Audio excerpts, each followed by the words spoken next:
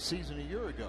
It really seems that the American League Central Division is completely up for grabs as the first pitch is taken for a ball. Jerry Lane is our home plate umpire. Here is Don Kelly, the left fielder for the Tigers. And that pitch is a strike. 1 ball, 1 strike. Well, just recalled from Triple.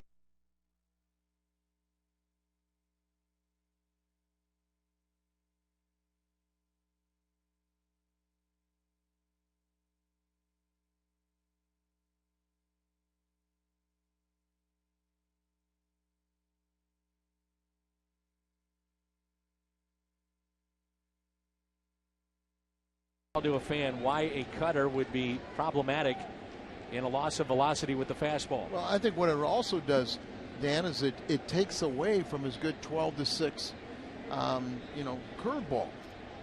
But it's a pitch that they feel that they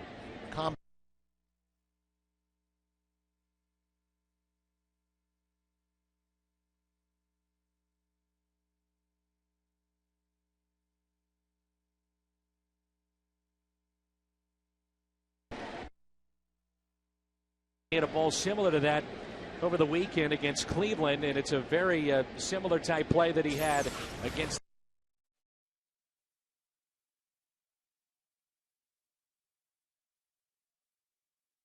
What you're seeing, he's going after that, but it looks like his legs go out from underneath him as he couldn't keep the ball in front of him. So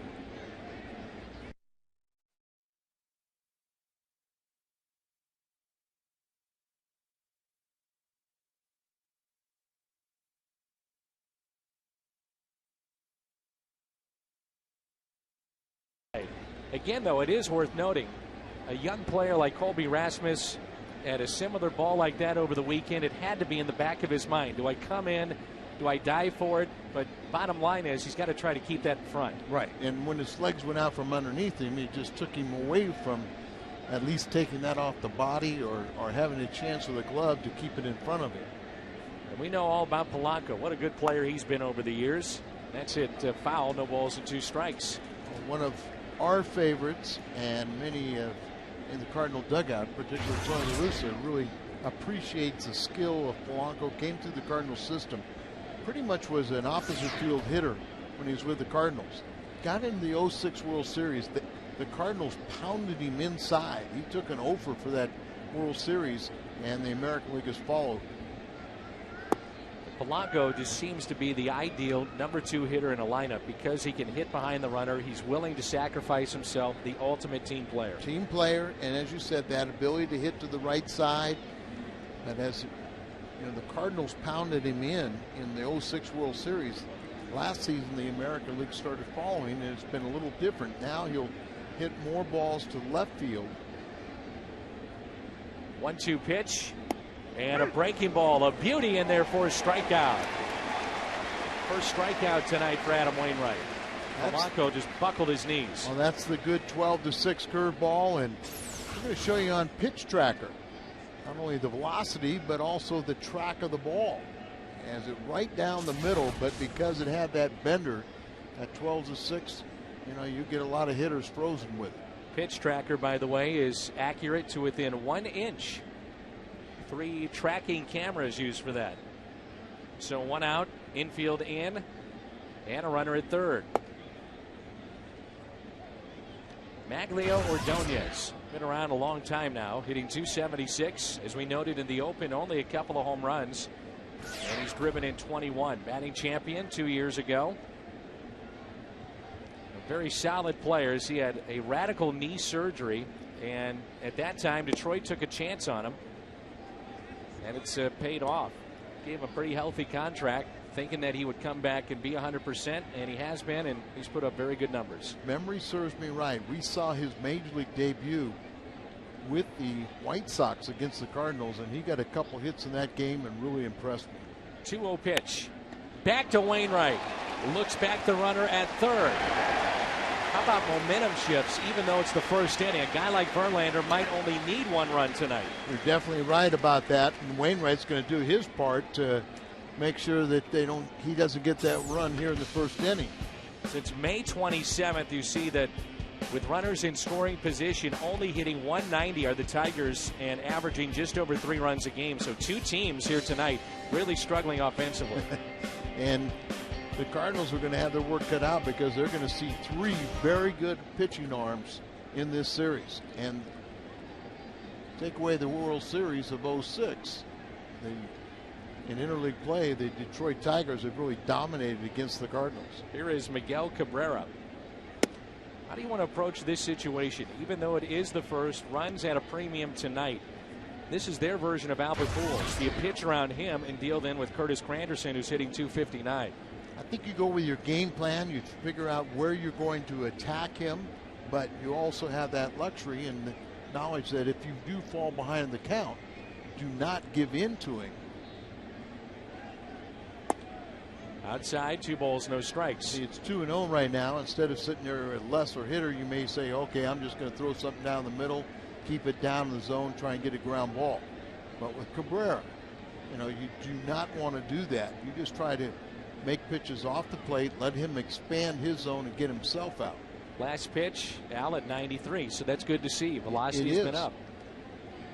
The 2-0 pitch, outside, missed, 3-0. Again at 93. I don't mind this at all because this guy can flat out hit. And that's what we're saying. He's pitching out here, trying to make a pitcher's pitch. And if he wants to expand his zone and roll over on it, that's fine. You fall behind 3-0. Do not give in to him. Good. That's what you're saying right there. Just go ahead and the unintentional free pass, and then you make sure it only works if you go after the next guy, Granderson. Granderson with 14 home runs. Many times in his career he's been a leadoff man, but 14 home runs for Jim Leyland's club, and he's batting in the 5th spot tonight behind Cabrera. He's also hit much better on the road this season than at home, and over the last 20 games he's been doing a lot more production.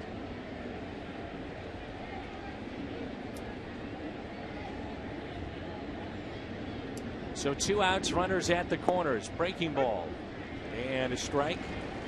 Jerry Lane a little late with those calls. And when maybe we'll clarify it to people when I sit there and say, where's that velocity? We've been seeing all season long that he rarely was touching 90, 91 miles an hour. More consistently 89. And another sharp breaking ball. A little sharper with that curveball too tonight. And a lot of the cutters coming to left-handers where I prefer the breaking ball. And he's gotten ahead of the count here with 2 curveballs. Again, they're going to throw the curveball. Now you have the luxury that even with the man on third, you can bounce it to the Gold Glover behind the plate. And that's what he did. We talk about it so much, and we beat the point up to death, but the bottom line is if you have a guy that you can bury that curveball with, you become so much more of an effective pitcher because you can get that hitter with 2 strikes to chase. Hitters try to go up there with a game plan. Fastball away, you don't have to, or fastball in, excuse me. Bury it in. It's up, but it's in an area where if he swings at that one, he pops it up or swings through it. But Molina accentuated inside. Do not leave something out over the plate. There's a cutter. The first time we've thrown the cutter in this sequence, backdoor it. Outside, and the count runs full. The runner at first base will be taking off. Kelly also, but he's been playing a little more conservatively. They want the changeup back to the curveball. That's how he got the first 2 strikes. Here's a 3-2. The curveball is outside, so back-to-back walks and the bases are loaded. 21 pitches here in the first inning for Wainwright. That has been the issue, is high pitch counts, and it seems like time and again he'll go to that full count with the hitter at the plate. But Adam Wainwright is so good, he is able to pitch around many of those situations. I don't think he necessarily wanted to walk him there, but Molina tried to throw a new pitch, change up there on 3-2. He didn't want it, through the curveball, and it wasn't a good one. There's a good cutter. There's a good cutter right there. Brandon Inge struck out and made the final out in the 2006 World Series. It was cutter. And that was against Adam Wainwright. Inge is such a valuable guy. Safe at first. As Pujols tried to sell it is Granderson. I think Jim Leland knows a thing or two about Molina. And Tony La Russa and Jim Leland watch each other's games all the time. So you know that the scout report is out there. Don't get picked off at first. Of course, we totally would blame Andy Van Slyke. Andy Van Slyke, the former Cardinal and now first base coach with Detroit. Of course, he played for Jim Leland for a number of years in Pittsburgh, and he makes his home right here in St. Louis. 1-2 the count.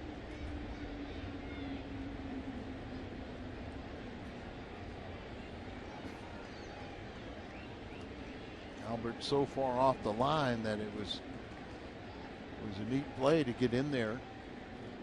1-2 pitch. 2-2. A lot of people have wondered at times, has Adam Wainwright, who can throw 93, 94, we've seen 93s today, why he's given up on that fastball. And when you don't use it, you lose it. Every pitch has been away so far in this at bat. 2-2. Off the end of the bat. Into center. Wainwright gets out of the first inning jam. Cardinals coming up in their half of the first.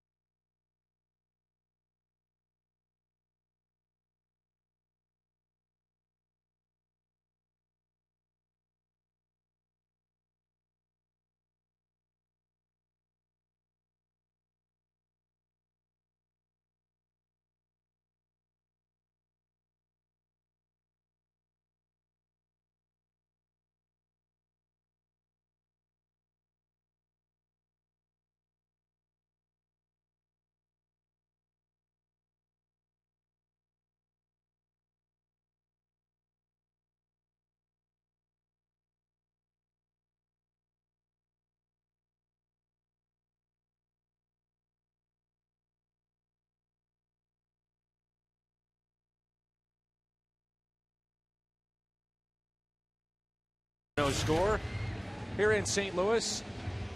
And a look at Tony La Russa's lineup here for game number one. Schumacher, Rasmussen, Pujols, Duncan, and Kiel Molina. Thurston, Wainwright, and Brendan Ryan. He's hitting .327 here in June.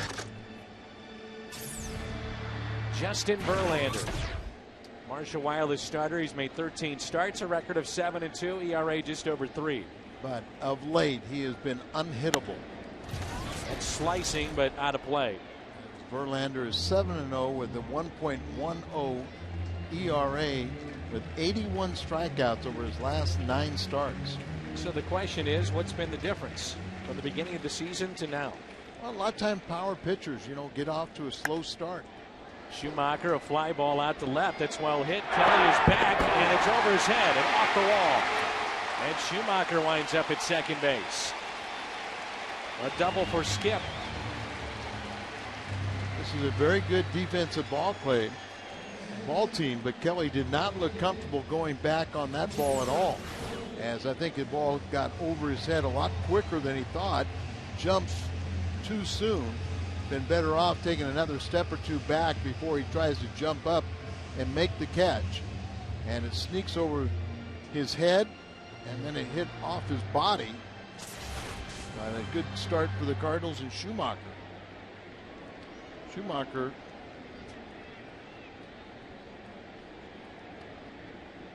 as Rasmus takes a ball.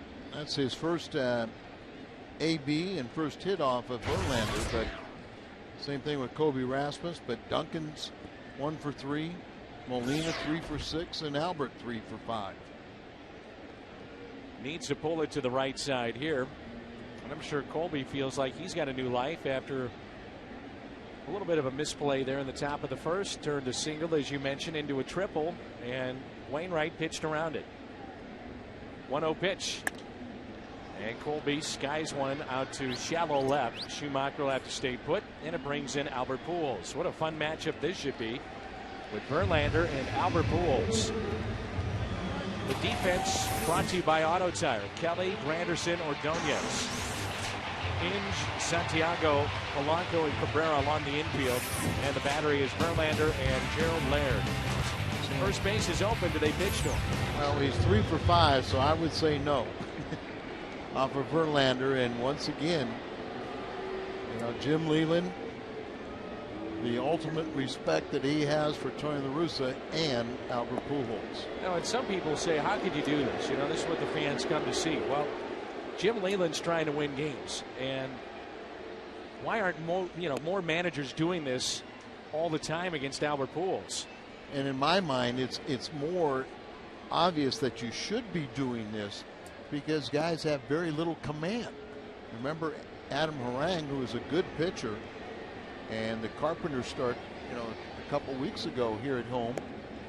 He missed location twice when he had a chance to pitch around him, and he beat him with all 3 RBIs. And so now it's Duncan against Verlander. And our Toyota key to the game. Verlander against the National League Central, 5-0, 1.72 ERA. An opponent's only hitting 192 against him. Remember, the Cardinals saw him in Detroit in the World Series, and Pujols took him deep with an opposite field home run. And Verlander in interleague play is 8-0 with a 2.30. So it's not just the Central that he's dominating. Remember, Verlander's a guy at points in his career, his young career so far, that has hit over 100 miles an hour in the gun. He's got a nasty breaking ball, and he's thrown a no-hitter already. Number 2 overall pick. Nice play by Laird. The ball in the dirt, but number 2 overall pick in the draft. Then he got to 06. He was the American League Rookie of the Year. And that was a pretty good year for both the Cardinals and the Tigers. It's his 4th full season.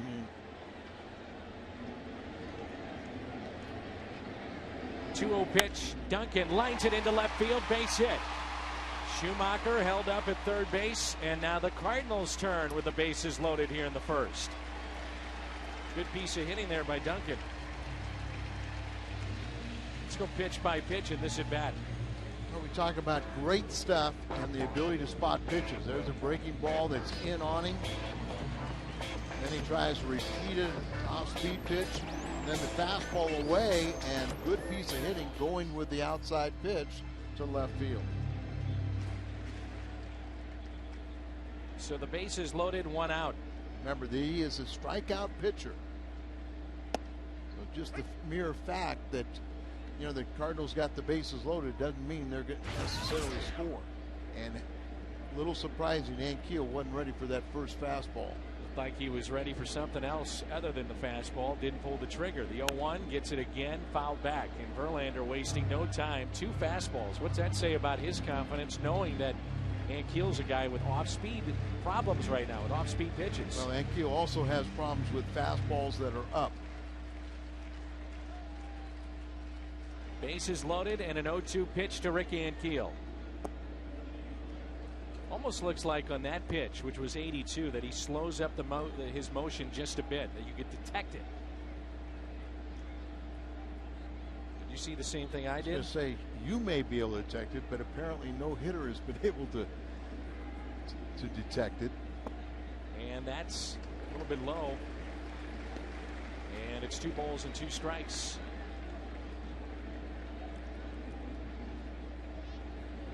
Defensively, they shade him a little bit in the outfield to go to the opposite field. Bigger gap out in right center. And he'll wave at it and strikes out.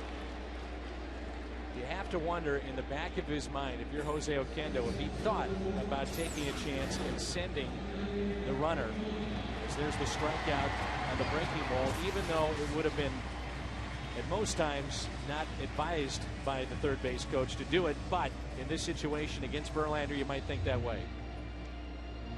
It's a good point. I know one thing that I've noticed on that play, and you know that Oquendo is always going to err on the side of being aggressive, but Kelly does not have a very strong arm in left field at all. So it would have taken another relay throw to throw it to the plate. Molina up there and ready for that first pitch at 96. We're expecting a pitcher's duel here tonight, and we've seen now the bases loaded for both teams, and here's the base hit. Duncan hits the ball maybe a little too hard, and you see Schumacher out there. Pretty hard to send somebody when the ball's in the outfielder's glove, not deep, before your runner touches the third base bag. And now he's in the hole, 0-2. And Dan, you always learn to appreciate a pitcher, you know, when they get in a jam. You know, Wainwright responded as he shut down the Tigers, but you look at Verlander now, he's on a mission. And I said, just because they got the bases loaded doesn't mean they're going to score. That pitch right there gets a lot of hitters to chase, but Molina, very disciplined and strikes out rarely, will not offer. 1 ball and 2 strikes, bases loaded here in the Cardinals half of the first.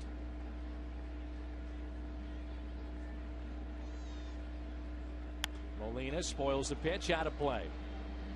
Good way to say that. You know, he spoiled the pitch. That was at 98 miles an hour. Verlander now is at 20 pitches here in the first inning. Schumacher reached with a double. Intentional pass to Pujols. Base hit by Duncan. Loaded up for the Cardinals catcher Molina. And again, spoiled the pitch as he threw the bat at it. Winds up at the mound.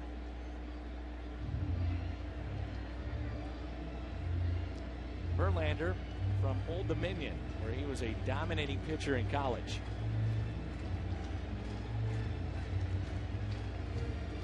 Think about Detroit in 06, heavily favored in that World Series, but so much time off after sweeping Oakland. Cardinals went to 7 games against the Mets. They came in with an edge. How far over Gunderson is out into right field. 2-2. 99 in our gun there. Molina's so good at going to the opposite field. They're pitching him away, and then they're shading him in the outfield to hit to right.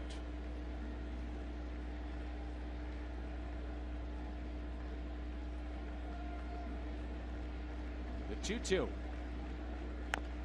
Chopped foul. Good at bat here by Yachty. Verlander tried to go in on the hands right there. Didn't quite get far enough in, and Molina spoils it, fouling it off.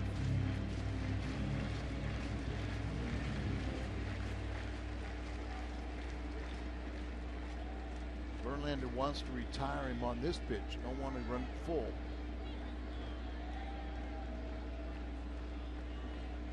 The 2-2 again.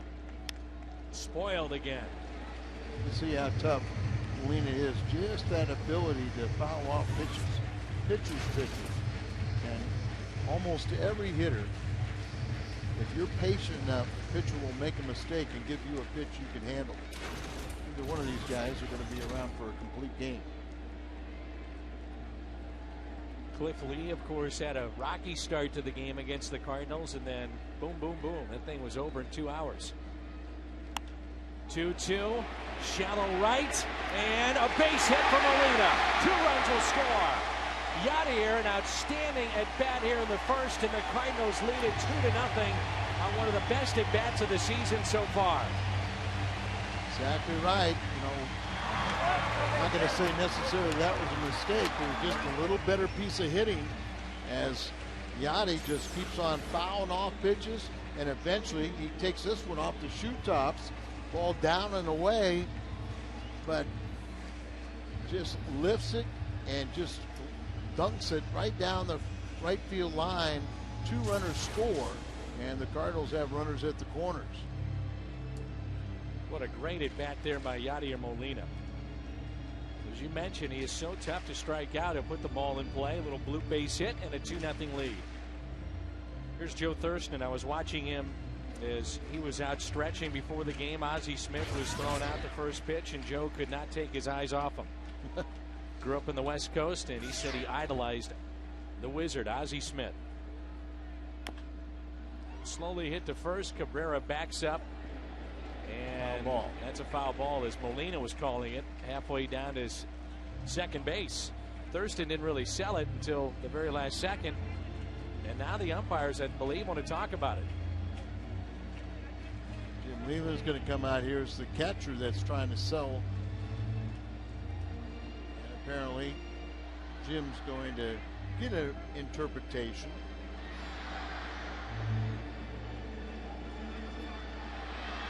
Unless he gets the baseball.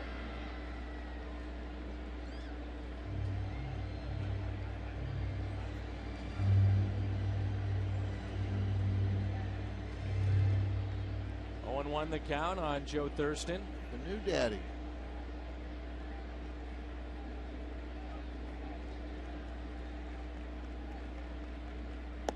Outside. 1 ball, 1 strike. 2 outs, 2 runners on, and a 2-0 St. Louis lead.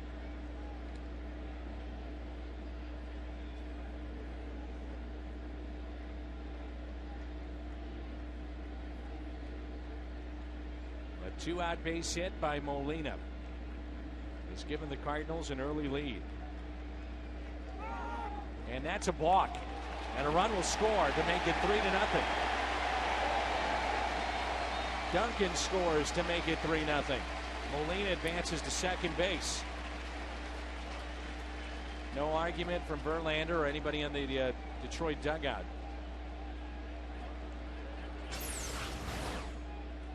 So I just started his windup and then tried to stop it. He realized himself that he committed that mental error. Thurston pops it up. Cabrera is over and runs out of room. This place is packed here tonight. Busch Stadium in St. Louis. 80 degrees our game time temperature. And only a 3-game homestand, so we're expecting big crowds all 3 nights. By the way, we'll be in the Champions Club tomorrow night. We have sold that out. No tickets available at the Champions Club tomorrow. Sold out. It'll be a lot of fun. Tomorrow, I want to tell those people bring their cameras and whatever they want. Take pictures with them. Thurston, right field, base hit, 4-0 Cardinals.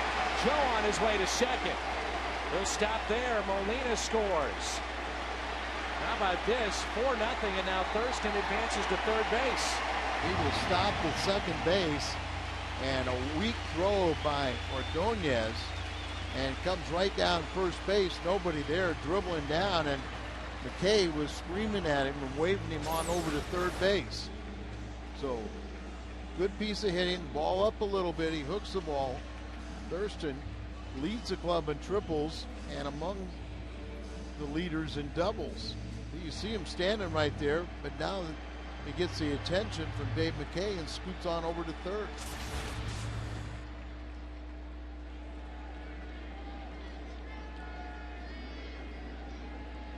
Wainwright up there hacking. Normally when you stop like that, you think it's a double, but without an error being charged, you have to give him a triple. Yeah. So he pads his lead in triples for the team. And picks up his 17th RBI, so a big balk by Verlander leads to another run. And it's no balls and 2 strikes. The Cardinals with 4 base hits.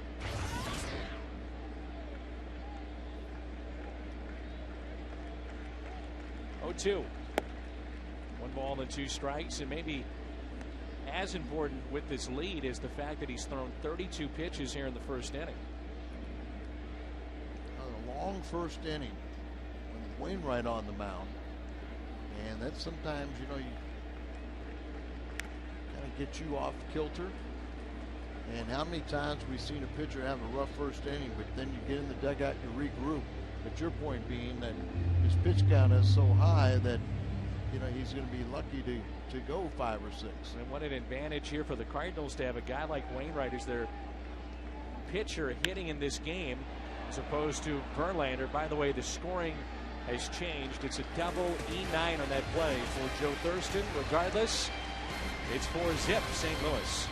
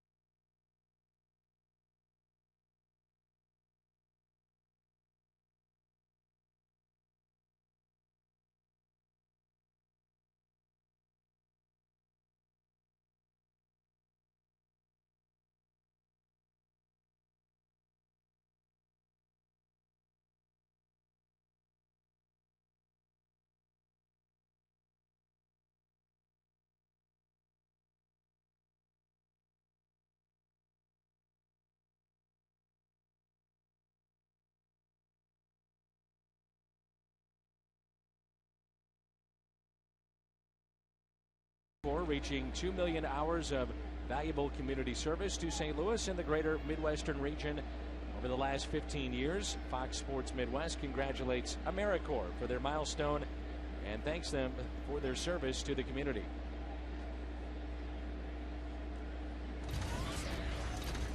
Laird, Santiago, and Justin Verlander.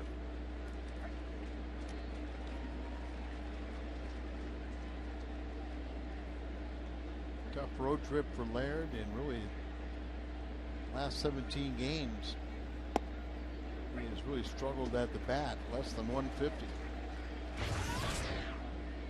Wainwright wasting no time. It's 0-2.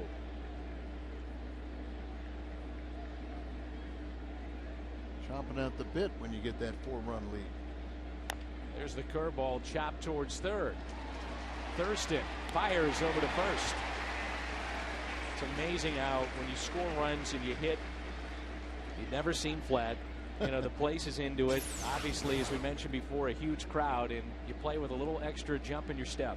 No one ever wants to embarrass themselves, but when you have a packed house, it's just that little extra incentive to go out there and, you know, you're energized just by the atmosphere of the crowd. Here's Santiago, and that pitch is hit out of play. On the road an awful lot are the St. Louis Cardinals, and after this we continue with interleague play. We'll be in Kansas City over the weekend, and then a 4-game series next week with the Mets at Citi Field. How about how their game ended with Alex Rodriguez a chance to win it? Well, the Mets and Yankees Friday night at Yankee Stadium. There's a ground ball hit to short, gobbled up by Brendan Ryan. Luis Castillo dropped a pop-up which led to 2-run scoring. If you're traveling and can't catch the Cardinals TV broadcast, catch all the action on your computer. Find out more at STLCardinals.com, where baseball is always on. You can also vote for your favorite Cardinal All-Star up to 25 times. Castillo dropped to pop up. Dropped to pop up, and Teixeira, who represented the winning run, hustling all the way at first base, scored all the way from first. And not many times would you see players, not all, but some would hustle on that play, and he hustled all the way in. As you always say, you never embarrass yourself. You never embarrass yourself, and boy, you get an awful lot of accolades when you do something like that, just for playing the game the right way. Here's a 1-1 pitch. Broken bat. Look out at him. Brendan up with it, makes the play. Cardinals will have Brendan Ryan leading things off. Then Schumacher Rasmus, if anybody can reach, a guy named Albert coming up.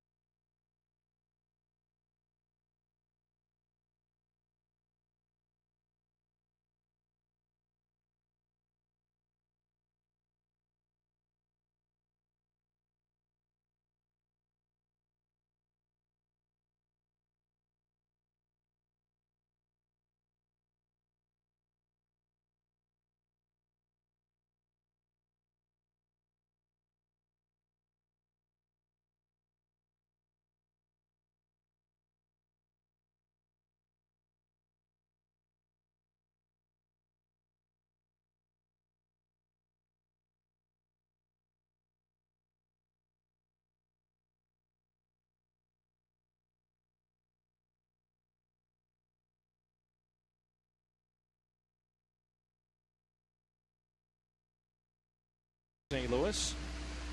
Saturday afternoons were made for baseball, and this week Fox brings you the national game of the week. Albert Pujols and the Cardinals will take on the Kansas City Royals this week at 3. It's Fox Saturday Baseball.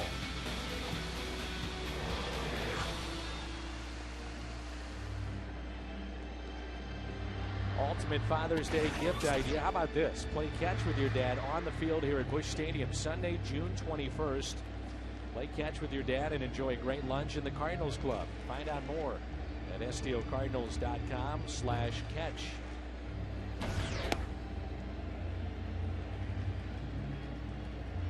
I'd look for Verlander to come out here and regain everything and be a different pitcher. And the reason why? Well, you don't put up the numbers that he's had and not be very, and obviously he just had the bad first inning. I think part of it maybe was the fact that it was a long top half inning. You didn't really concentrate on those 8 warm-up tosses. Sometimes you can even ask an umpire and say, look, it's a long time. It's been 35 minutes since I made my warm-up tosses in the bullpen. Can I get a couple extra pitches? And most time, they'll go along with it if you kind of say I'm trying to avoid an injury. Well, the last time that we were together and doing a game was last week, before it had been announced that the Cardinals were thinking about moving Khalil Green to third base. And one of the reasons why is Brendan Ryan has played very well at shortstop defensively. And they're trying to get something out of that trade, so they'll move Khalil Green to third base, it looks like. Khalil really wasn't showing a lot of range at shortstop, so maybe you put him over there in reactionary position. But we understand that he could be activated later this week.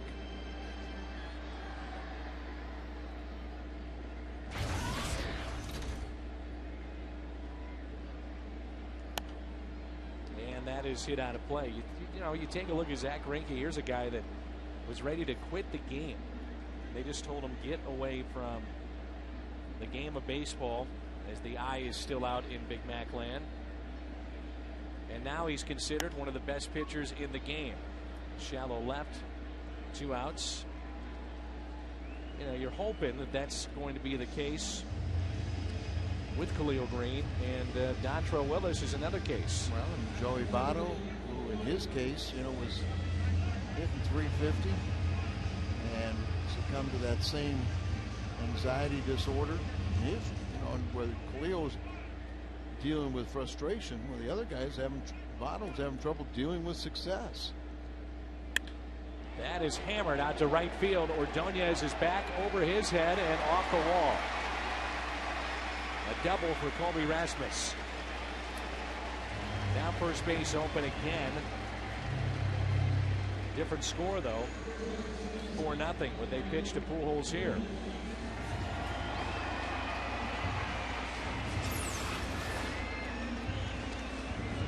Fastball and a little tailing action moving out there. Near the booing is another intentional pass for Albert.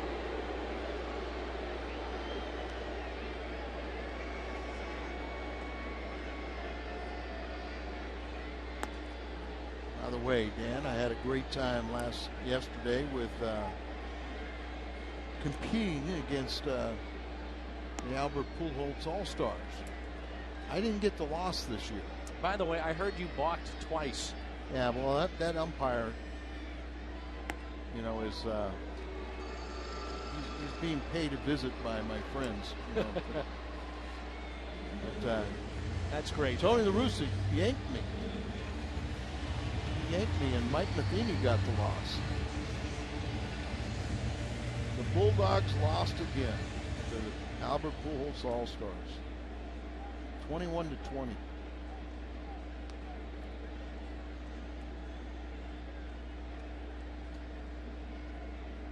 And there is Duncan looking at a ball outside. Bernie Miklas, the Post-Dispatch, talked about what may happen with the future of Albert Pujols. Sign him right now.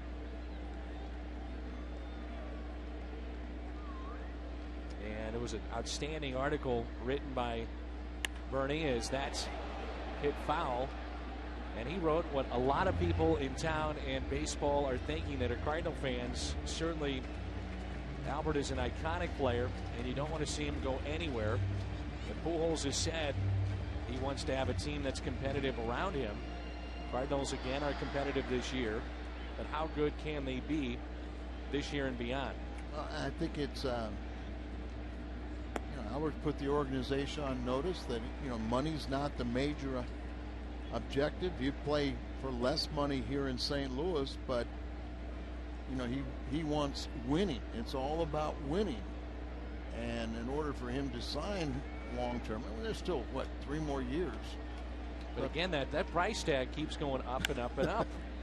And I think that's one of the points that Bernie was making. It was an article that was very well written in the St. Louis Post-Dispatch. When we come back, the Hall of Famer, the great Ozzie Smith, will be with us.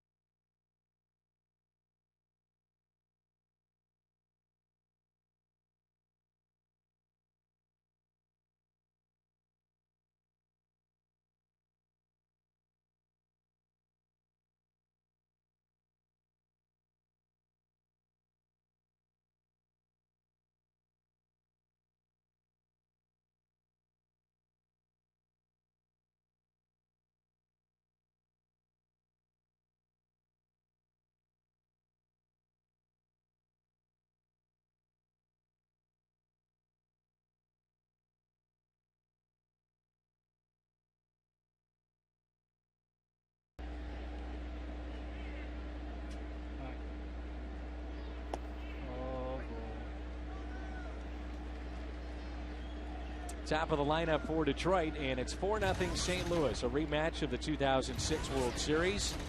And the great Ozzie Smith is with us. He's teaming up with Bank of America, which is the official bank of Major League Baseball and the Cardinals. And if this is a quick inning, Ozzie, you're sticking around, because that means I get to talk to you and I don't have to talk to Al. Don't tell Al that. Good to see you, Ozzie. Well, good to see you. How are you? All right. Now let me preface this. If those guys get on me about who's those guys? You know the guys in the box, in the booth, in the truck. In okay. the truck. Yep. If they get on me, I'm going to get up and I'm going to walk out. So you better don't listen to him. When you were doing games, you probably didn't listen to him anyway. I did not. The great Ozzie Smith is with us, and here they go. This is all them. Look at this. They're 42 miles an hour. 42. Oh God. That was as hard as I can throw it. Well, you had to reteach yourself how to throw it, and not many people knew that at the end of your career, didn't you? That's right. You know, I'm always asked the question, you know, what was my greatest accomplishment in the game? And my greatest accomplishment was playing from 1985 to 1996 with a torn rotator cuff. It's unbelievable. It was one of those things that, you know, you had to build the muscles up around the area and stuff, but I was able to do it and really continue to play at a pretty high level. Pretty high? Pretty high. I'd say very high. Hall of Fame level. It was good. Ozzie, I don't know if you noticed, but the reception here at the ballpark for you throwing out the first pitch, it's one of the loudest we've had all year. These people miss you. Come on back to the ballpark. We want to see you around here. Well, I'm certainly going to be around here for the All-Star game. I'm doing the work, and that's what today has been about, you know, making people aware of the Fan Fest and how exciting that's going to be, because it gives kids and grown-ups alike the opportunity to stand in and see what it feels like to hit against a 100-mile-an-hour fastball. And there's so much more interactive stuff. You know, they've taken this and made it into a wonderful week for families. And I think right now, ticket sales-wise, we're ahead of where New York was at the same point last year. Is that right? Let's take a look. I believe the guys in the truck have a graphic here. So fans who sign up for Cardinals banking at banking centers will receive 4 tickets. 4 tickets and get an exclusive sneak preview of the 2009 All-Star Fan Fest. And for all the information on this, you can go visit bankofamerica.com/allstar for the details. You told me you've been up since, what, 3:30? 3:30 this morning. I had the 6:15 this morning to get started, and that's what you have to do. You know, if you're going to have a successful venture, then you got to work at it, and I'm working at it. What about the All-Star game coming to St. Louis, Ozzie? You've been at all the All-Star games, it seems like, for the last, 20, 25 years? 20 years, man. It's been a long time, and you know, when you're playing, you don't have a chance to experience Fan Fest. But since I've retired and have become a part of Fan Fest, it's an exciting time. It gives me as an ex-player the opportunity to get involved in the excitement that's created, and especially when it's in your city. Absolutely. We're going to have a chance to put St. Louis is going to be on display, and I look out here and I see how the city is really growing in the downtown area. The skyline of the city is just beautiful. Did you know that Joe Thurston told me that his favorite player was Ozzie Smith? You know what? I met him opening day for the first time, and he's a pretty good player. He's a throwback. Yes, he is. He's a throwback. I gave him your phone number so you can thank me. Okay. And I said, you better call Ozzie if I'm giving you his number. He said, I'm scared. I'm not going to call Ozzie. You're telling me that I don't have to be scared. Number 1, Ozzie Smith with us for another segment. Don't go anywhere.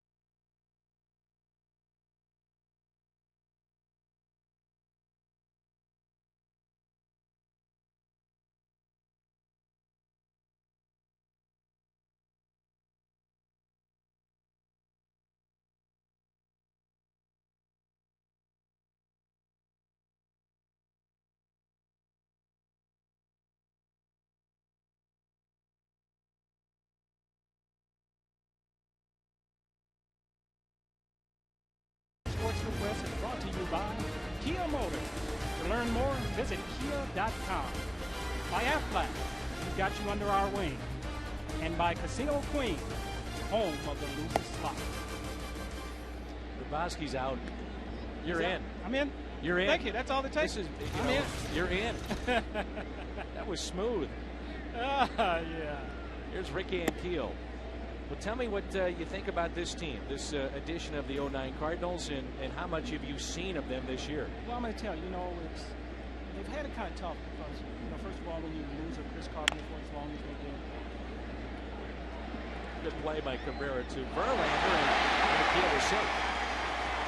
When you have to deal with the loss of a Carpenter, you got to really fight to hang close. And then you've had the situation where you're a regular shortstop, you got to fill in. I think Brendan Ryan has done a great job of filling in.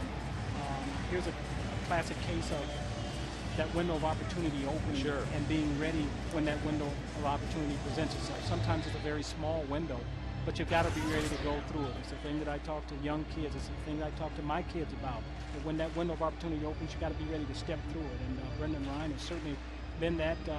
There's talk about moving Khalil over to third base now, and that transition should be pretty good because as a middle infielder, you should have the ability, the hands anyway, to play any of the corner positions. And you don't have as much time, but you don't have to think as much either. Sure. The great Ozzie Smith is with us. I would do anything to be a fly on the wall. Hall of Fame induction ceremonies, not just for you, but for any of the guys going in, and some of the conversations among the Hall of Famers.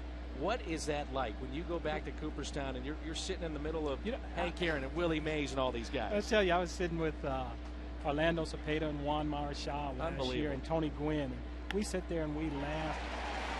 We laugh because they come up with these stories, man, that you wouldn't believe.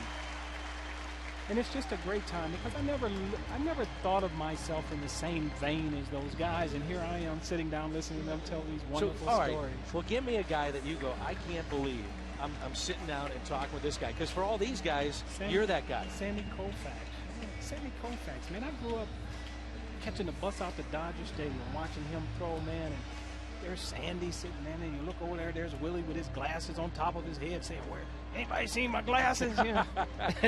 it's just so wonderful, man. And to be able to sit there and talk to Orlando Cepeda and Juan Marichal and Tony Gwynn, of course. Tony and I have always been very good friends, and it's just a wonderful time, man. And it's just us. It's just us. So we can talk about anything we want to talk about. We talk about people. We do everything. It's just a great time. It's a fun evening, and it's just great. Dinner with the guys. Ozzie Smith with us. Give me a guy that you like to watch now that's playing. You say, and I know you're busy because you're all over the place. You're playing golf. You're taking that up. Your handicap probably now single digits, right? Close. I'm 7. Yeah, you can fudge. It's okay. 7. That's pretty darn good. Yeah. Uh-oh. Ankiel is picked off. Now Molina's got to move up on the play to second. He is. And Ankiel only play is to get tagged out as he runs into the fielder. But give me a guy that you like to watch now. You'll stop and say, I either want to see that pitcher, I want to see that fielder. Obviously, you're known for defense. I'm going to tell you, I'm going to tell you, and I'm going to be very, very honest here. I think that we here in this town, because we've always had stars, we become a little lackadaisical. Having the opportunity to watch an Albert Pujols play, I'm not sure that people really realize what you're seeing. Sure. Because when you look at his numbers over the first 9 years of his career, it's off the chart. And to me, he's the perfect example of what winning is all about. He brings it to the ballpark every day. You know what you're going to get. He realizes that winning is much more than getting a big hit or making a great play. He realized that his presence in the lineup is something that is more valuable because him at 50% is probably psychologically going to be better for the team, better than somebody at 100%. Best hitter you've ever seen, Albert? Probably the best that I've ever seen. Especially from a clutch standpoint. It just every day is the same thing over and over. Much like a Kobe Bryant. You look forward to Kobe Bryant or Tiger Woods. Those guys, you expect certain things from them. And day in and day out, they give it to you. People may not know this about Ozzie Smith, and I love saying this to now anybody listening and watching tonight is that Brian Bartow has told me this, and a couple of your teammates, former teammates, have said this to me, that when you guys, and I saw this with McGuire, I see it with Pujols, the autograph seekers, the picture takers, that when you would show up, Ozzie Smith would sign every single autograph at the hotel, at the ballpark. No fan was left without an Ozzie Smith autograph, and that you took pride in doing that, and the people I've talked to said you're the best they've ever seen with the fans. Well, you know what, let me say this, Dan. What I've always tried to do is sometimes, and sometimes we forget because we do it so much, we forget that this may be the only chance that this person has to meet me. You know, sometimes I think I've signed every autograph here in St. Louis. But there are the times that people get a chance to see me for the first time. I want that to be a good experience. I don't want them walking away saying, hey, you know what, I asked that guy for an autograph and I didn't get it. Sure. You know, now, it's impossible sometimes to sign all of them, but I do the very best that I can. Always a pleasure. Dan, thank you. Love seeing you. All right. The Hall of Famer, Ozzie Smith. 4-0 after 3.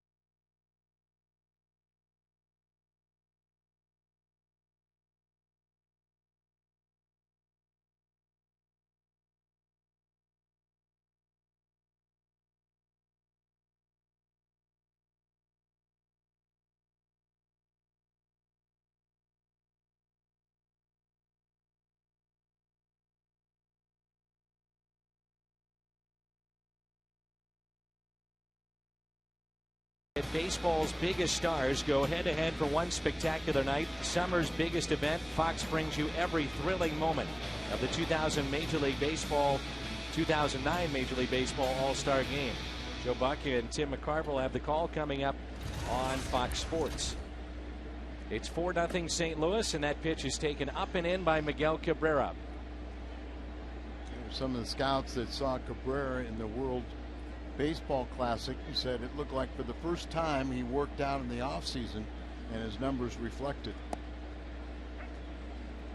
Well, he looks in good shape, doesn't he? Well, that's it. I mean, he just is one of the premier players in the league, and people question his work ethic, but you can't say that this year. It's always a thrill for me to visit with Ozzie Smith. For me, Al, and for people my age, mid-30s, 40s, that's the guy. You know, you grew up watching Ozzie Smith, and for people that are older than that, that was the guy. I mean, he was so much fun to watch. Unbelievable defensive player. And growing up in St. Louis, you think about those great teams in the 1980s and the trade that brought Ozzie Smith to St. Louis. And how remarkable that he was able to play at such a high caliber for 10 years with a torn rotator cuff. We talked about that. Yeah, I mean, because of his athleticism, the way he played the position, unlike anybody else, he was able to compensate, you know, for that shoulder injury. That's a base hit by Cabrera, and also turned himself into a very nice offensive player too. Collect the third in a series of 5 historical All-Star Game Lapel pins this Thursday, June 18th. The Cardinals and the Tigers, 25,000 fans ages 16 and over, will receive the pin, a tribute to the 1957 All-Star Game, courtesy of Bank of America. And when Ozzie was in his prime, I mean, he wasn't quite the same offensive player, but he took away 2 runs almost every single game. When you think about the Ozzie Smith home run, and I talked to Todd Worrell and Jack Clark, both those guys today, and I said, give me your favorite moment when you were playing with Whitey Herzog's outstanding teams in the 80s. And it wasn't personal moments for them. They both mentioned the Ozzie Smith home run. They said now it was made even extra special because of Jack Clark's call, and you know, the players loved it. But they said that was just such a shocking, thrilling moment. That's the one that stands out. I said, wait a minute, Jack, what about 1985 and your home run to beat the Dodgers? And he said, that was up there. And they may go to the World Series on that one, said Jack Buck. What you expected from Jack Clark. And I still remember, I think my favorite part of that outside of the call is watching Pedro Guerrero in left field throw down his glove. No one talks about that. I think it's hysterical. In Dodger Stadium, when he saw the ball go over his head off the bat of Jack, right, you know, he slams his glove down. And you always mention that to me. Pujols will get the lead runner. Stayed with it. And that's the first out. Probably wouldn't have been able to turn 2. I'm not sure I wouldn't rather have Cabrera. He would have been at second base, though, but Gunderson might find himself there, and that'd be a good test for Molina's throwing on. How about Molina getting picked off at second? Tables were turned. You don't see that. I can't say anything because you were doing your interview and I didn't see it. Good. So see, he's still perfect in my mind.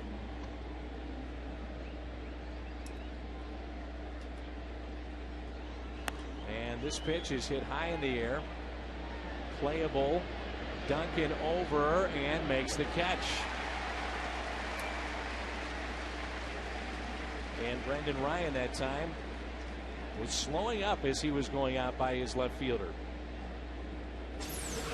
Duncan might run him over, you know, but you go out there and then all of a sudden I'm sure he hears Duncan calling, and he made sure that he didn't run into that freight train. And that is a freight train coming at you. Duncan told me, though, the other day he's actually tried to be, well, I don't know if non-aggressive is the right word, because it's not, but at least more cautious with running into the wall or a collision at the plate, because he knows if that would happen, a serious injury could take place after his radical neck surgery. Here's a 1-0 pitch to Laird. And that's popped up. Molina will give chase and runs out of room.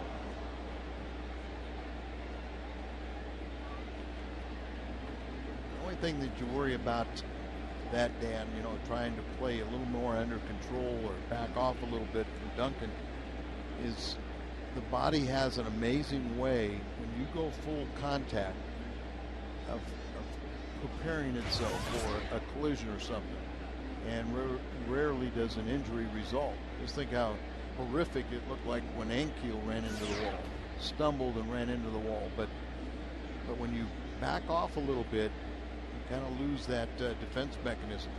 Stole that one off of Wainwright if the batter wouldn't have fouled it off. Milwaukee leading in their game over the Indians. Bottom of the 6th, 4-3. That was a wild game yesterday. Progressive Field. And there's a look at Ricky Ankiel, who now a couple of times has gone to great lengths to make catches in the center field near that wall. Helps when the ball's hit there. Near the center field wall. And there is a swing and a miss.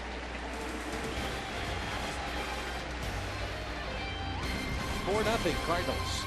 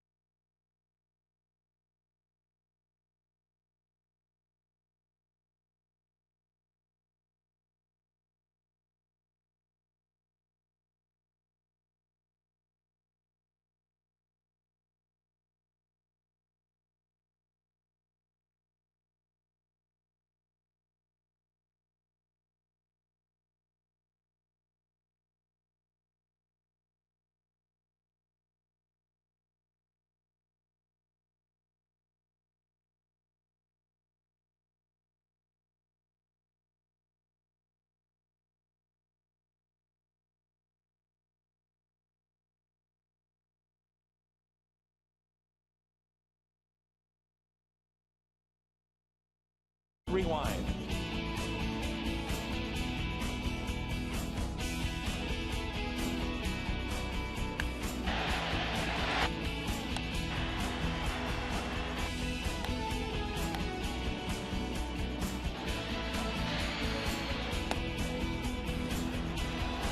AT&T, the nation's fastest 3G network. AT&T, your world delivered.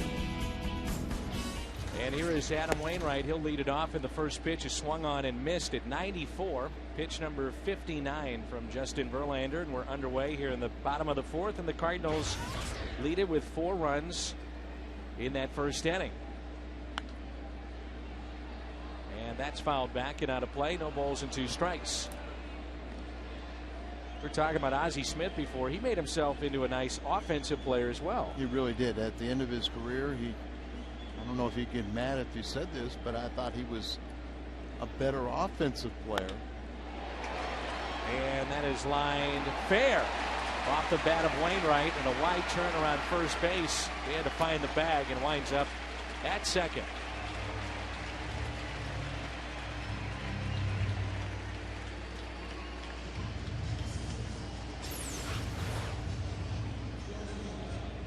See the line right down here, just stays fair right on the line.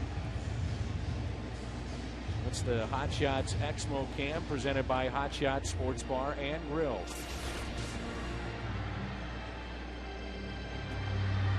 So nobody out, and a leadoff double for Adam Wainwright. Here's Brendan Ryan.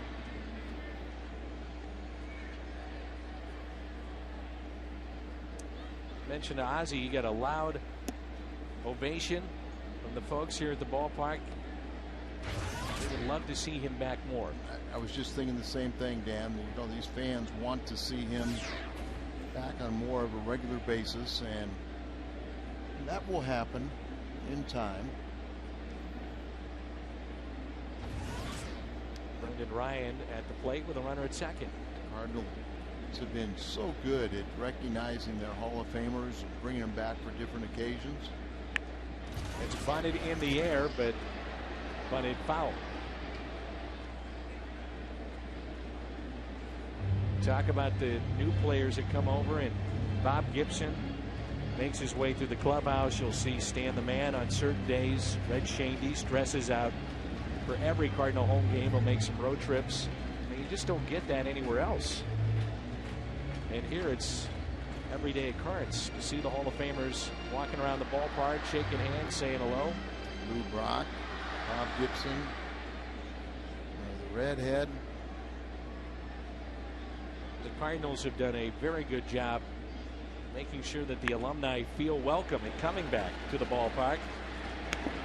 As Brendan Ryan is retired in a sacrifice this Friday, or rather Friday, June 26th, make sure to bring the family to Busch Stadium. It's Merrimack Caverns night. All kids 11 and under receive a coupon good for one admission to Merrimack Caverns Cave Tour and boat ride. It may be hot outside, but always a cool 60 degrees inside the cave.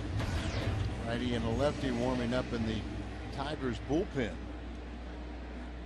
And the infield coming in for the play at the plate with Wainwright at third and Schumacher at the plate. And Skip tonight is 1 for 2. He's fly to left and also double.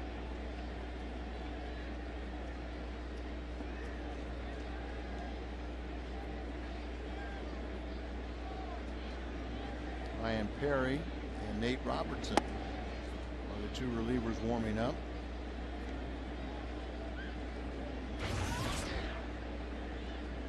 One ball, 1 strike. This at bat was the first time he did not swing at the first pitch. Up the middle, base hit, 5-0 Cardinals. RBI number 19 for Skip Schumacher. And he's 2 for 3.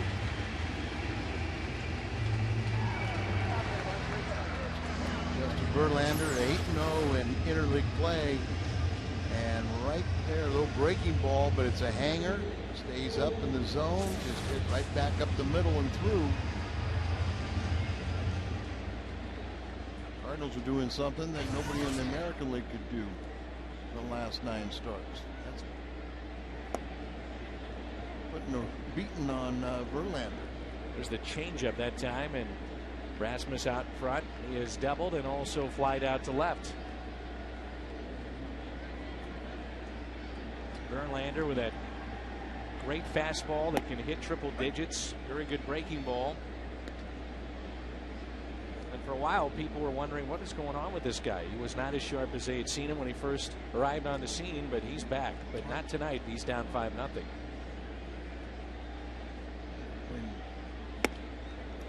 Big winner the first couple of years. Last year, just 11-game winner. He won 35 games his first 2 years. Last year, 11-7. But here's that pitch up there where it's a high level. Hitters see it so well, they chase it and they can't catch up to it. Jose Oquendo was just talking to the third base umpire as one of the catchers ran out from the Detroit dugout to their bullpen. Pujols has been intentionally walked twice.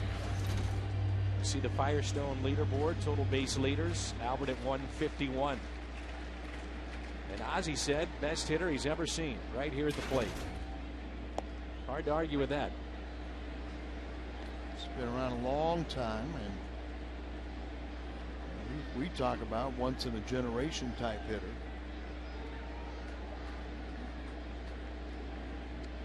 Two outs and a runner at first, and Pujols a little late with that swing at 95 miles an hour from Verlander. 0-2.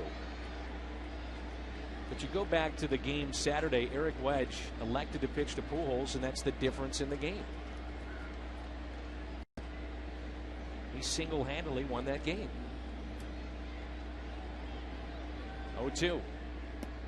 And he waves at that pitch and strikes out. So Verlander, a couple of the strikeouts in the inning, but the Cardinals add to the lead. It's 5-0.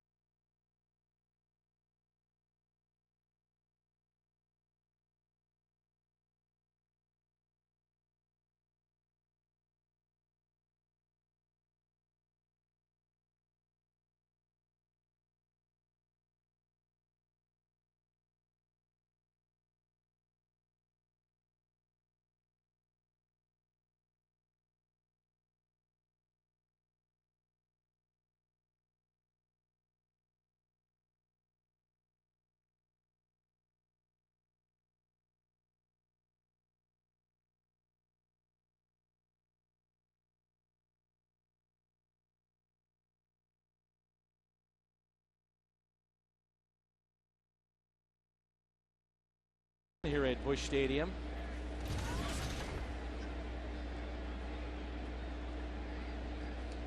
Let's turn to this date in history, brought to you by Schnucks.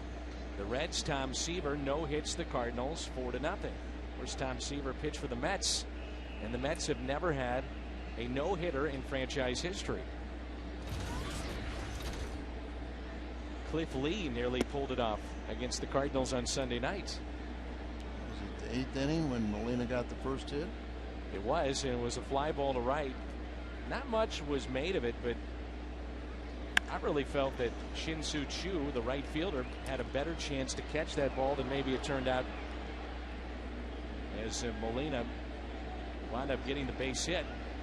If that catch is made, you never know, but Cardinals would wind up getting 2 more hits in the game, but shut out. 3-hit shutout.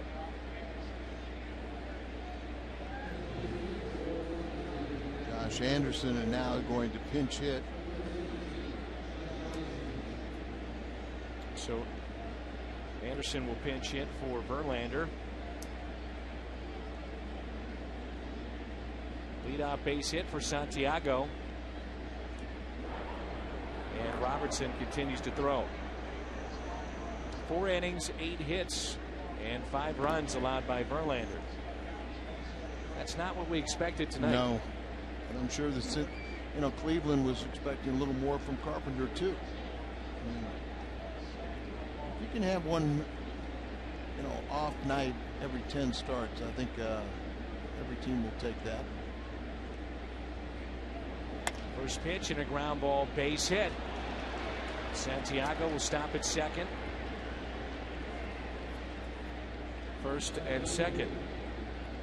Hannah Sophia Hyatt is the newest member of our Fox Sports Midwest family. Dan Hyatt, outstanding researcher, his wife Mandy, and a brand new baby. Congratulations.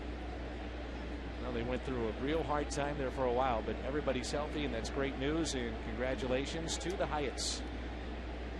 That's great. But Dan, don't rest on it, because we need more notes. We didn't have notes today.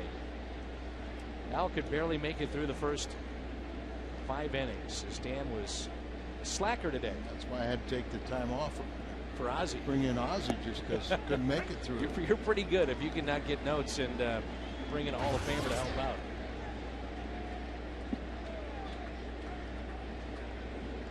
First and second, nobody out, and the Cardinals leading 5-0. That's taken upstairs. 1 ball, 1 strike. This is the top of the order, and Don Kelly, who tripled to start this game, also grounded out back in the third to Albert Pujols, then flipped to Adam Wainwright. Here's a 1-1 pitch, pulled foul. Your thoughts on Wainwright here tonight thus far? Well, I've really liked a lot more what I've seen in the fact that the velocity has been there. More consistently, he's throwing the ball harder. It seems like his curveball has been much sharper. And he really showed you something in the first inning after the leadoff triple, keeping them off the board. And a swing and a miss. After just joining us, that arguably was the big inning in this game, even though the Cardinals in the bottom of the first would score 4, but by him getting out of that jam really set the tone.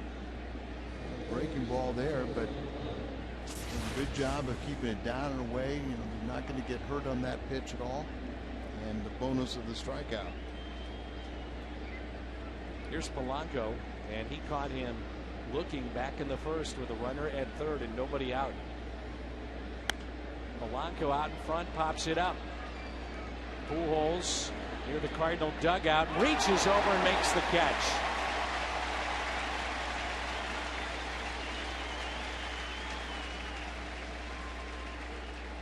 So here we go again with what could turn into a dangerous situation for the Cardinals, and Wainwright is an out away from pitching out of the jam. I've always said that you can't fully appreciate a pitcher until you see him getting a little bit of a jam, and all of a sudden you find out that they have a little more velocity in reserve. The breaking ball is that much sharper, but it's just that mental tenacity where they'll dent, but you can't break them. So 2 outs and 2 on. Here is Maglio Ordonez. Again, only 2 home runs this season. And that pitch is a strike.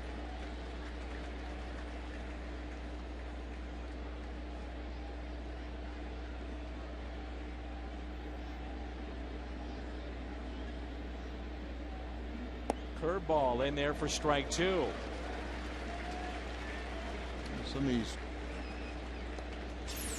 Tigers will kind of act like they haven't seen the curveball like this. But there's a very good pitch. And an 0-2 pitch. Blocked by Molina. Chance to go to second. And they don't get him. Schumacher thought they had him. And so did Yachty. And so did 40,000 plus. Instead, now 2 runners in scoring position and a wild pitch by Adam Wainwright. Boy, that was close. Sure was. Looked like the throw beating. Does the tag get down? And he's good call by Guccione. That's a great call. And very good call as he's right there. He saw the hand got to the bag ahead of the tag. Hot Shot Sports Bar and Grill location 1 block south of the ballpark with our Exmo cam.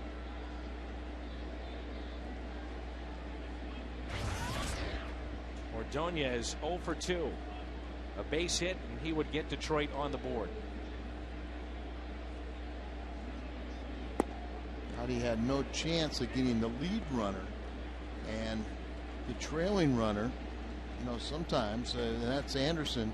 He can't get a good jump because he has to wait and respond and see if the man in front of him goes. So it was a smart move by Yachty to throw to second.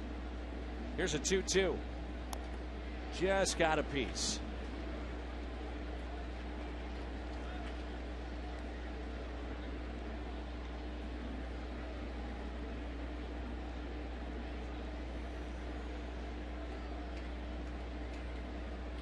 .75 pitches here tonight.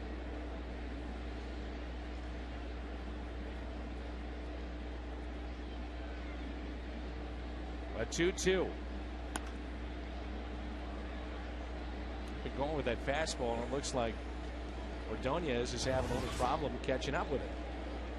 He's worked him over with the breaking ball, and sometimes you get in the back of your mind, you're conscious of, don't want to look bad on a knee buckler, so then you get a little tardy on the fastball. Here's a 2-2. Ground ball. Brendan Ryan to his left, collects himself, makes the play. Detroit strands 2 midway through 5, and it's 5-0.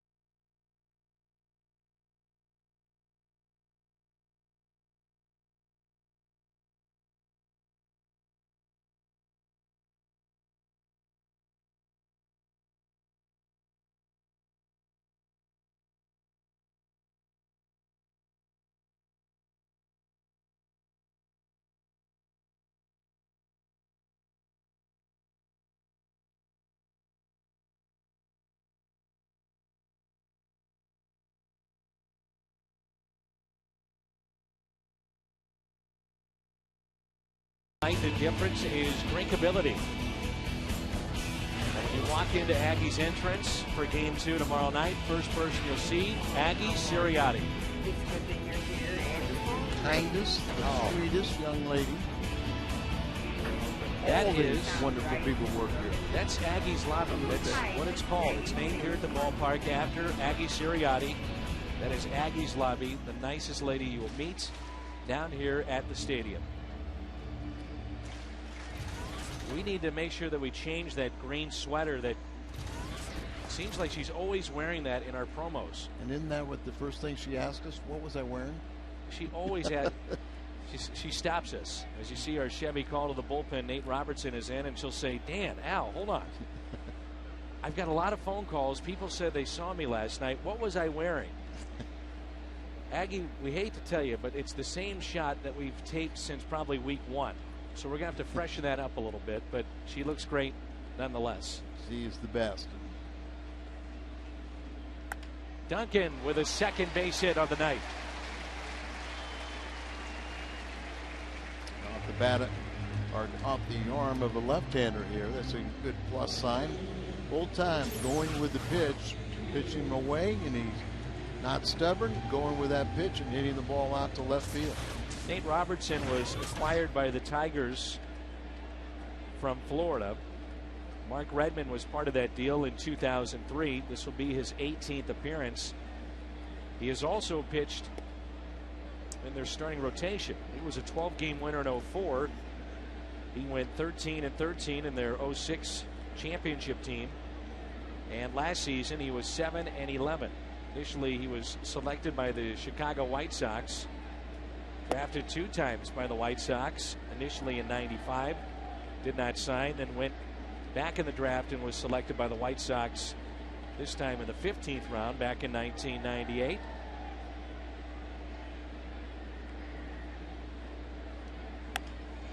And that's a base hit for Rick Ankiel. So the first 2 have reached, and it's a 2-hit night for both Duncan and Ankiel. So the lefty's going the other way against the lefty. Nate has been in the rotation at times this year, but really struggling out of the bullpen right now. Last 5 outings, an ERA near 12, as he's allowed 9 hits and a couple walks in 5 1/3 innings. And here is Yadier Molina. 2 for 2, a couple of singles, 2 RBIs, and a run scored. If you're just joining us, he had the at-bat of the night in this ball game back in the first inning against Verlander. He fought off some very tough pitches and wound up looping a little single down the right field line that scored 2. It got the ball rolling for the Cardinals. It really was an outstanding at bat, and good half dozen pitchers' pitches that he just either threw the bat at or just got a little piece of to stay up there. And then even the base hit that he got, it was off the shoe tops.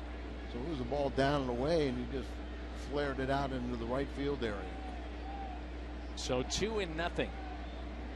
And nobody out here for the Cardinals in the 5th.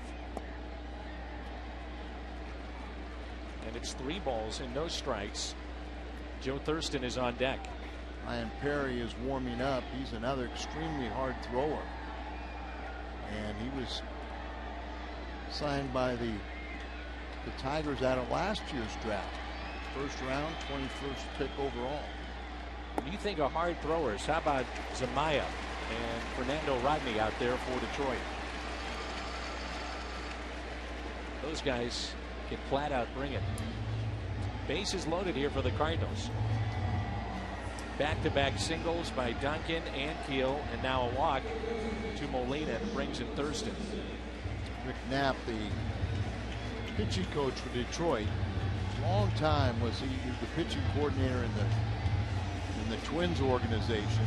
Came over here to try and get these guys to throw more strikes, and it's worked for the most part. Cardinals Care jerseys off our backstay is Saturday, June 27th. That's the first of 2 of those they'll have this year. All fans who make a $1 donation to Cardinals Care receive a scratch-off ticket. Every ticket is a winner, and the grand prize is a game-worn jersey signed for you on the field by a current Cardinals player. So it is a big, big day. The jerseys off our backstay to benefit Cardinals Care. Michael Hall, the director of Cardinals Care. As you see the outfield and the defensive alignment here for Thurston. And that pitch is taken low. 5 straight balls thrown by Nate Robertson. Just remember what the other 2 left-handed batters did this inning. They took that outside pitch and hit it to left field. And what we talk about, holding that front shoulder, don't let it fly open, whether you're a pitcher or a hitter. Nice play by Tony La Russa with his cap. 1 ball, 1 strike. I mentioned that Tony, made an appearance last night at the Albert Pujols All-Star game. Thurston was there. P.J. Walters, of course, Matheny and Kerry Robinson, Mabry.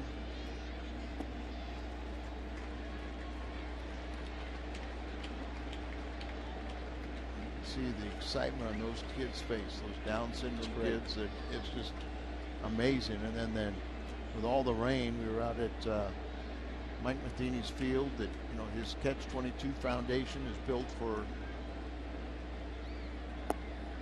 a synthetic field that for wheelchair access and everything else. It's a rubberized field, Yeah. so that's tremendous. Probably the last batter that Robertson will face here.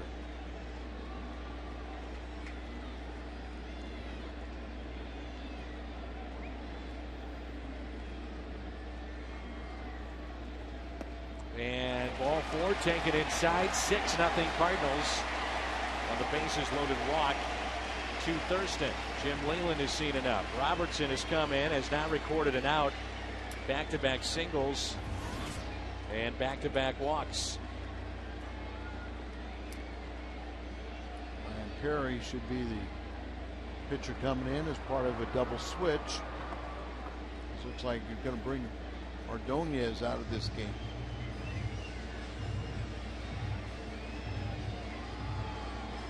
Wait till you see this kid throw. Our Chevy called to the bullpen, and here we go. Pitching change. We'll tell you all about it when we come back. It's 6-0.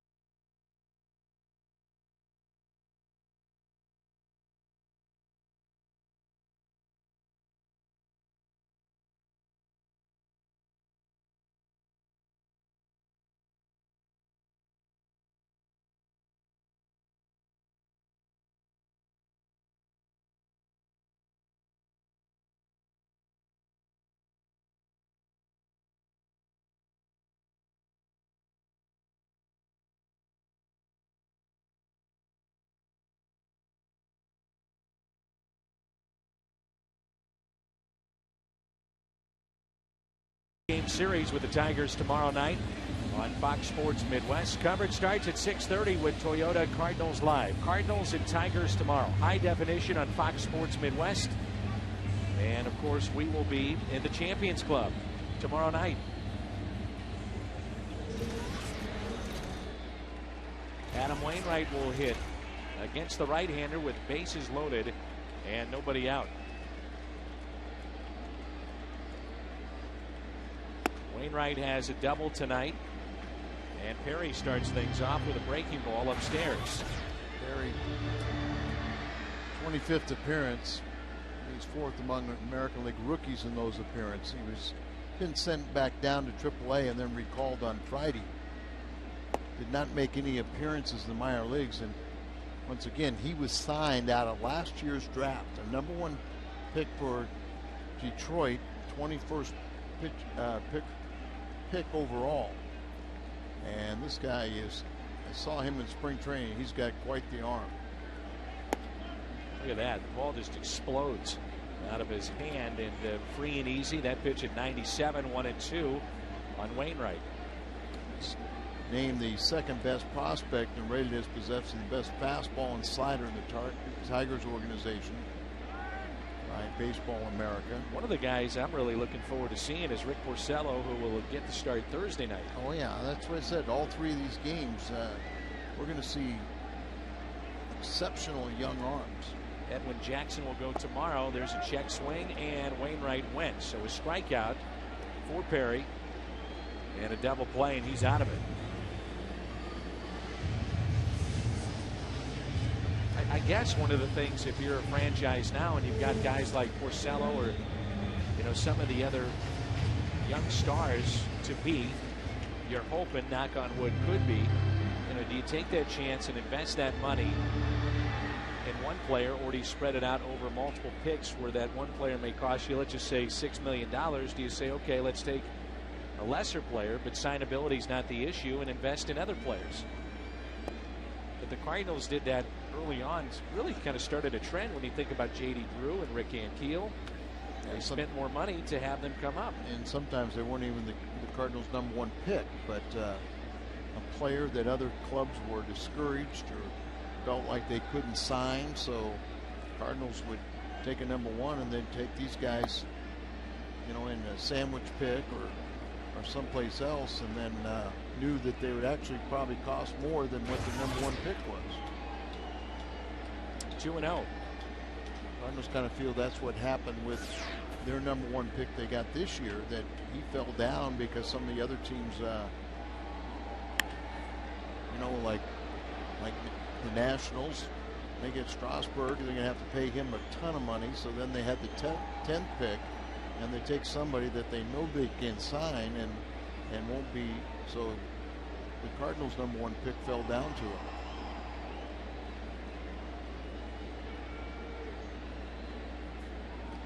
Here's a 2-1 pitch.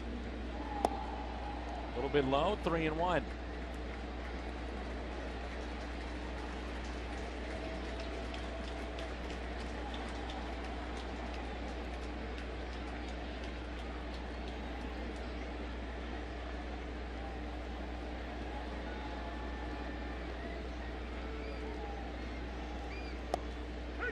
And that's a strike. Pitch before was about that height, it looked like. Maybe a little bit low, but that one called a strike. Let's take a look here. The last pitch by Perry. It looked like a strike to me. And it's in our pitch tracker strike zone. Quite reliable is pitch Oh, tracker. absolutely. And at 96. And we should note that with pitch tracker, where you see it pop up is where it crosses the very front of the plate. So indeed, it's a strike. And I do not know the answer to this, but wouldn't you assume that that's where an umpire would be calling it too? I think you would assume it. I wonder though if some umpires, where they line up, and it's a great question, Al, if they look at where it hits the mitt as opposed to maybe that little foot and a half where it actually is a strike, and these guys pitch with so much movement. There is that late movement that goes out of the zone. But I mean, if you're trying to catch it where it hits a glove, you know, it's almost like you're waiting too long. And then think about it, catchers will hold it. I'll talk to these umpires and I'll find that answer. Well, they hold it. You know, think about when they're trying to frame it and hold it.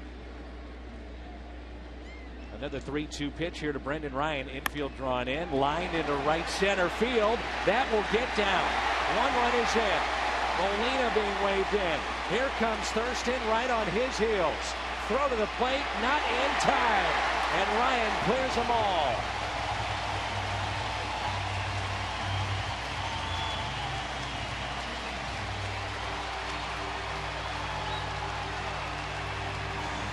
Yeah, it wasn't that long ago when we were in Florida, or right before we went there, we were talking about Brendan Ryan and really only having 3 RBI.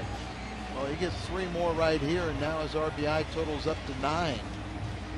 As he can thank Thurston and his speed for coming all the way around from first base on that double that gets into the gap and out there to the warning track in right center. So here is Skip Schumacher. Again, though, another approach with an at-bat with the Cardinals grinding it out. There you go back to Molina's at-bat in the first. That at-bat by Brendan Ryan fouled off a couple of 2-strike pitches. And then cleared the bases with his double. 2-0. 4 earned runs and no outs recorded by Robertson. 2 hits and 2 walks, they all come around to score.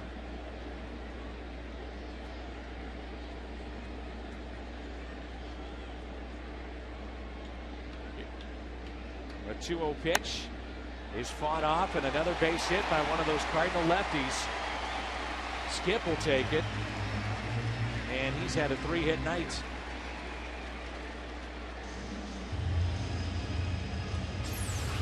People in the American League that cannot believe this line score when they see it. Ball running in on him, inside out stroke, and hits the ball to the opposite field. What's going on with Pujols? Well, I mean, maybe the kid will get good enough, but look at that. He's 0 for 1 as the Cardinals have banged out 9 runs on 12 hits. Albert did have 2 intentional passes. Rasmus up the middle. Tough to turn 2. Polanco to first, and he does. 6-4-3 on the double play. Cardinals add 4 more runs here in the 5th, and it's 9-zip.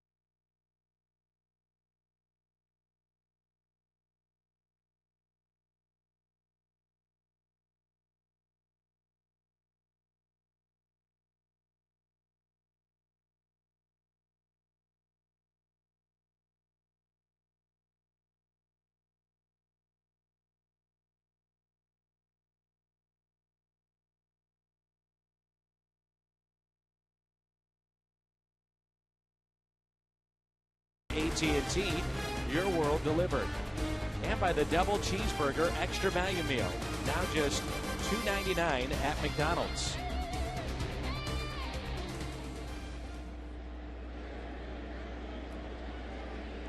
A gorgeous night here in St. Louis. The Cardinals with a 9-0 lead. And Adam Wainwright is cruising.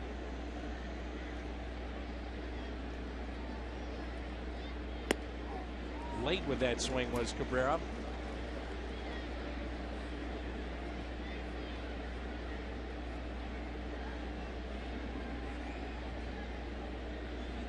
To the count.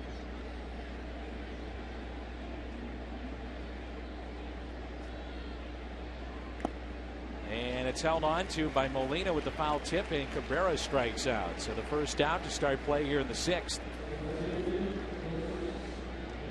Tony La Russa just trying to manage along here tonight. With Wainwright, 9-run cushion. You don't have to go deep into this game, obviously, with Adam. And you're allowed to have a little flexibility with him and how deep you want to go with him in this ball game. Well, that's a nice thing. He's only thrown 80 pitches. He threw near 120. It was the second highest pitch total in his career, his last outing in Florida. But he wants to get to at least through this 6th inning and more. 0-2 is fouled by Curtis Granderson, who is hit into a fielder's choice and also walked. That one caught Yadier Molina. Curtis Granderson did a little TV work in the postseason for TBS and was very good.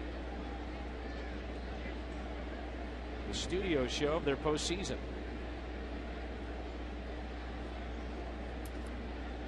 And now the 0-2 pitch. Curveball line to third. Quickly 2 outs. Get your thinking caps on. Let's take a look at the Aflac trivia question. Who was the last Tiger to win the Rookie of the Year award prior to Justin Verlander. Last Tiger to do it, Lou Whitaker, back in 1978. Remember Trammell and Whitaker? Oh, sure. They never seemed to be apart for 2 decades. And that's a home run into right center off the bat of Brandon Inge. And Detroit gets on the board. How about Brandon Inge? 15 home runs. 15 home runs, and we're glad that that didn't happen in '06. Take a look at it, set up away, and it's out away from him. And he just drives the ball out into right center for his 15th home run. So it's 9-1. On a hop to second, knocked down by Schumacher, and safe at first. Had a lot of English. It's an E4 on the play. How would you teach this? Because it's the kind of play, if you move in a step or two, you might take the English away with even a shorter hop. They had an odd bounce. Just one of those tough plays. As you said, he tried to get in there aggressively, tries to kind of smother the ball, knowing it's going to have that awkward spin. And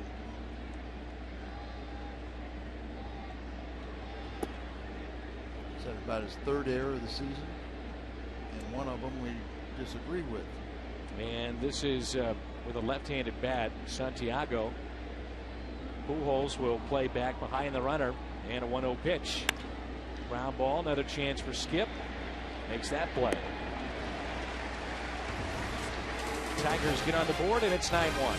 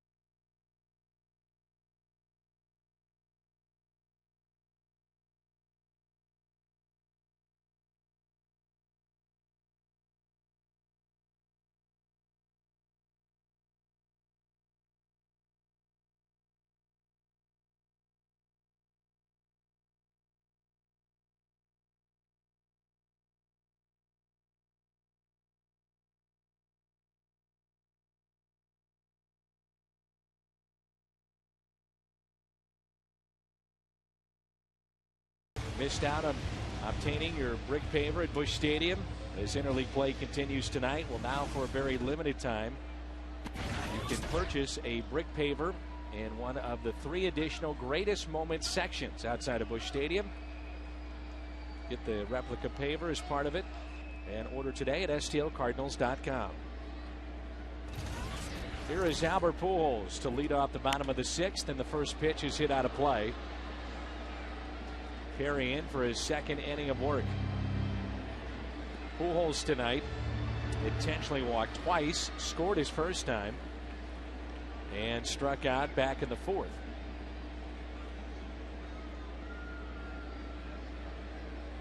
The quirkiness that is interleague play, and Pujols drills one again. How about Big Mac Land? Just to the right of it. He tried to knock out the A or the C that time. goodness. 23rd home run of the season for Albert Pujols. Wow. Yeah, we haven't talked about the injustice that Chase Utley has passed Albert in the voting for the most votes in the National League for the All-Star game. You know, he's still leading at his position, but Utley's got more votes now, by over 100,000 more. Where did that one wind up? I think it moved the pillar. It had to go off that back wall, maybe into that little archway. But it was, as you said, to the right of the hanging breaking ball. Boy, they go a long way, don't they? Whoa. Especially when he's swinging. That is one of the longest home runs we've seen here at the New Busch Stadium. There you see where it is. I would have thought it would have gone up into those archways, wouldn't you? Goodness. Well, the Cardinals have had protection behind Albert tonight, as Duncan is 2 for 3. Now, Al, before I was rudely interrupted by that home run, by that blast, that'll get your attention real quick. 10-1 now, St. Louis. The quirkiness that is interleague play. Here we are playing the Detroit Tigers yet again, which for most fans makes 0 sense. And most broadcasters. As the Cardinals, years past, had played them in Detroit. First time we've seen them come here in quite some time. How about back-to-back? To the track, to the wall, and it's gone. Pujols and Duncan go back-to-back. Having some fun tonight here at Busch Stadium. His 5th of the season.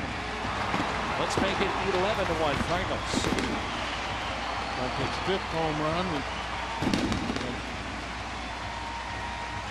29th RBI, but it's been a while since Chris has hit a home run. May 26 at Milwaukee, the last home run for Duncan. And it's good to see that extension and drive. Albert can appreciate that. But then here's what you're talking about. Since 1997, 13% of the Cardinals' 181 interleague games have been against Detroit. That's trailing only percentage of games against the Royals. We played 30% of them against the Royals, but 13% against Detroit. Now, certainly for the Kansas City Royals, it's been well documented how, you know, they benefit with the Cardinals coming west down I-70 to Kauffman Stadium. Looking forward to seeing the renovations there this weekend. As Adam Wainwright now has a 10-run cushion, 11-1 here in the 6th inning. Maybe Adams the guy who is the magic pitcher. They got 11 runs for him in his last start. And the idea was fan involvement, making sure that you know, they enjoyed it, and the numbers don't lie. The fans do come out for interleague play. Tickets sold are way up for these series. But it's worth noting the Cardinals have not gone to Camden Yards in Baltimore, nor have we seen Anaheim in Anaheim. They've been here. Well, in what's 12 years, we've only seen the Yankees one time and been to Yankee Stadium one time. We went 3 years in a row to Detroit. I can understand, you know, Kansas City, because that's your regional rival, and White Sox, Cubs, Yankees, Mets, Angels, Dodgers. But it is for the fans, and there are people paying for the tickets. It just seems like we've been in the Central Division too many times, you know. And you know, if you want to rotate every year, you know, you're Central this year, go to the West or the East next year, and the other one, you know, and vice versa. To have the Yankees come here one time in 12 years doesn't get it done for me. Now, I will admit, when the Yankees came through, I was looking forward to that one. Yeah, that but was great. But you know, shouldn't that happen? You know, a couple times, 2 or 3 times Absolutely. in the 12 years. And the Red Sox. And exactly. Been to Fenway Park a couple of times. Now tomorrow on our telecast, you again will be, or Thursday, excuse me, you will be debating with Jim Hayes. There was no debate. He lost. Well, no, this is a new one now. Okay, don't worry. We got you down 1-0 on the first one. Maybe I don't want to do it. Oh, you're in. What is it? You have signed up. You are in. Jim Hayes is with us, and you guys will talk about interleague play. Do you like it? Do you not like it? Well, I'm taking the pro interleague stance. You and, would. Hopefully.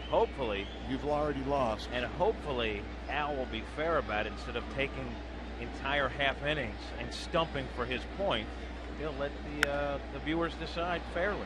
2-2 is popped out of play. So, Al, of course, you'll say what? No interleague play? No interleague play. You want to see maybe the West Coast teams another time. Go out there one more time in the National League West. You want to see the NL East a little bit more. No American League teams. If this is the way they're doing interleague play, it's run its course. 2-2. And Jim, you want to give us a preview about Thursday night? I say this is a fans' game, and the fans should get what they want. And for the record, Dan, yes, after we gave our initial arguments in the debate, my point was way up. And then Al had to goose the vote a little bit throughout the game so that his point would get the winning total. That's how it happened. Slowly hit towards third. And a high, wide throw, but out at first. Looked like Cabrera was at least had his foot off the bag, but 11-1, no argument for the Cardinals. Hinge comes in here, kind of a do-or-die play, slings the ball, high throw, and Cabrera gets pulled off the bag. But as you said, 11-1, you don't really pay too much attention to it. Just like when Jim Hayes talks about his points, we don't pay too much attention to it. That's a cheap shot, Al. No, it's right That's to the juggler. Right to the juggler. That's what he does, Dan, you know. Oh, do I, Jim? 2 outs and nobody on. Jim, rules are to be broken. Some might say you cheated. Some might say that, Al. You know what? You're never a cheater until you're caught. I kind of think you were caught.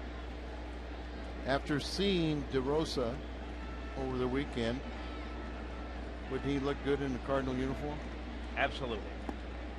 You guys can continue this debate later tonight after the game, and we will focus on this 11-1 game. But you've given us something really to look forward to on Thursday night. You and Jim Hayes on whether or not interleague play should stick around. And what people really don't know is how much I admire and respect Jim Hayes.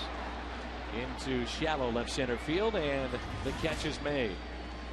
Pujols 446 feet, measured distance of his home run. Cardinals weren't done there.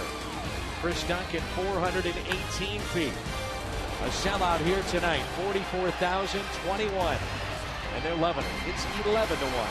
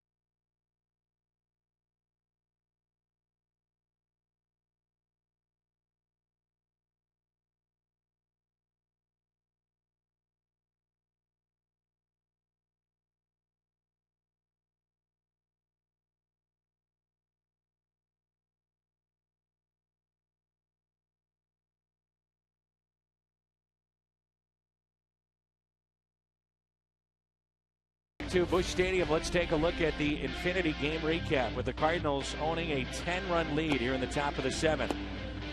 Adam Wainwright, Justin Verlander. We were expecting a pitcher's duel. We haven't seen that, obviously, as the Cardinals picked up 4 in the first, 1 in the 4th, 4 more in the 5th, and 2 in the 6th. They've out-hit Detroit 14-5, and they lead it 11-1.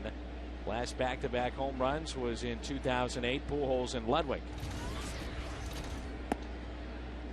Adam Wainwright at 89 pitches tonight. This is Ryan Rayburn, who took over in right field. Part of the double switch for Jim Leland. 1-1 pitch. Popped up. Seen this a bunch tonight, haven't we? Molina, foul territory. He's got it for the first out. You see a lot of pop-ups and swing and miss, an indication of movement. This team having a hard time centering the ball. Here's a leadoff man, Don Kelly. A little concerned in the first inning, didn't we? As a single misplayed into a triple, and then with 2 outs, a couple walks before Adam finally got the final out of the inning without no runs being scored. And a ground ball pulled to Albert. Pulled the string there. And Adam's going to get through 7 innings without reaching the century mark in pitches. And here is Polanco with 2 outs. It's all said and done, I'm sure he'll be back at 300 again. 258 right now. I miss him. This guy was a very good player and perfect for the way that Tony La Russa likes to move around specific players. And Polanco played third, he played short, he played second, and he batted second in the lineup. There's a base hit out to left. Used him as part of the Scott Rowland trade, and at that time, you know, Albert Pujols lost his closest friend on the club, but he's been a very, very good player. He knows how to play the game properly.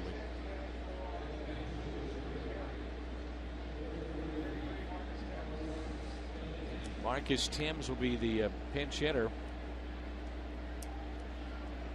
Note here from big Cardinal fan Brian McCann, who says that he and his friends were looking forward to the return of Andy Van Slyke to St. Louis, as Brian had a chance to visit with Andy when he was a former player here in town. I was excited to see that Andy was the first base coach. Says Brian has his friends here, Tom and Mike, and looking forward to it. Chance to see Andy back in a major league uniform with the Tigers. And that's fouled back. You know, Andy Van Slyke was a work in progress when he came to the big leagues with the Cardinals. You know, remember he played a little bit of third, outfield. And Andy will tell you, when he went to Pittsburgh, and remember, you know, you had to go to a second division team to where you get a chance to really kind of find out what kind of player he was going to be. You know, sometimes it's hard to bring up somebody that is not a finished product, you know, if you're trying to win pennants every year. And Andy will tell you that, you know, the Pirates brought in Bill Verdon to work with him and make him an outfielder. He hated Bill Verdon. But if you see Bill Verdon right now, the first person to go up to him is Andy Van Slyke and thank him profusely for making him the great center fielder he was. Andy played with a lot of flash. He had a cannon for an arm. It wound up being a very important piece for the Pittsburgh Pirates and those very good teams.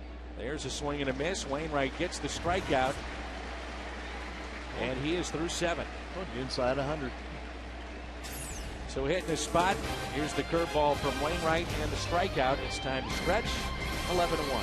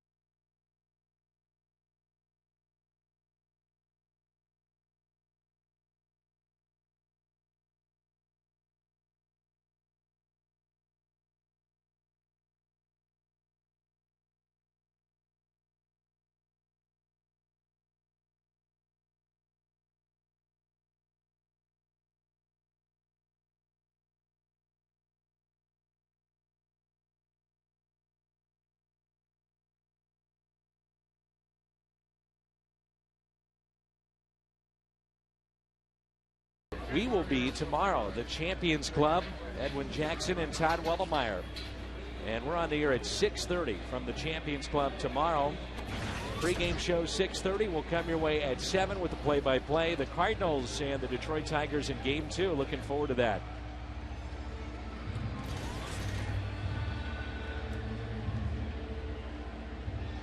Just outside Busch Stadium, a live look at Derek Johnson.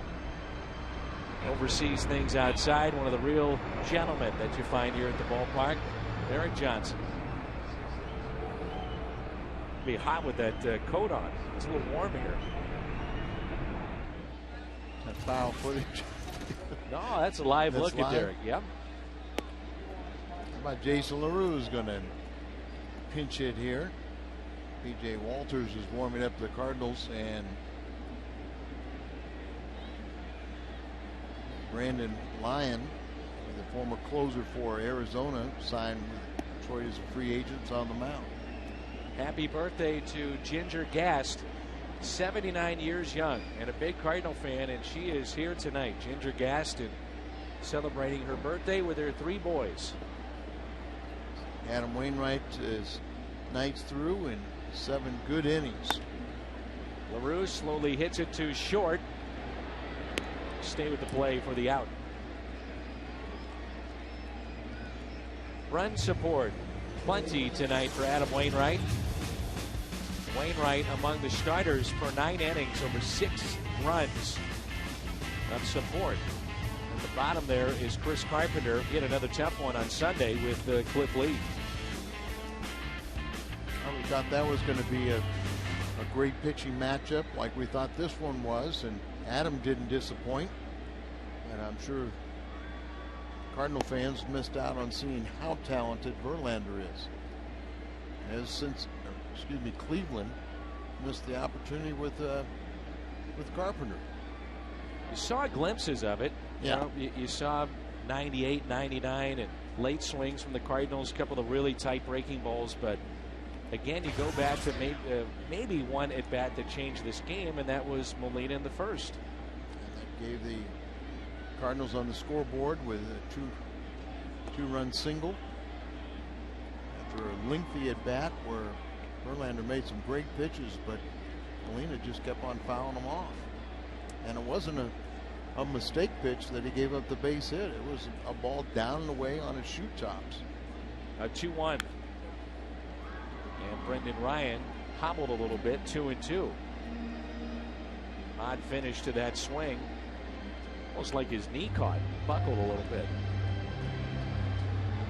Setting him up. Drop down a bunt, which wouldn't be a good idea in an 11-1 game. And not with 2 strikes either. Brendan sometimes doesn't know how many strikes there are. 2 balls, 2 strikes are on Brendan Ryan. And hits it off the end of the bat. He's not running well at all, like you said. Something not quite right. He's limping towards the dugout. The Scott Friday telecast is presented by the authority of the St. Louis Cardinals. May not be reproduced or retransmitted in any form. And the accounts and descriptions of this game may not be disseminated without the express written consent of the St. Louis Cardinals. So they will check on Brendan Ryan.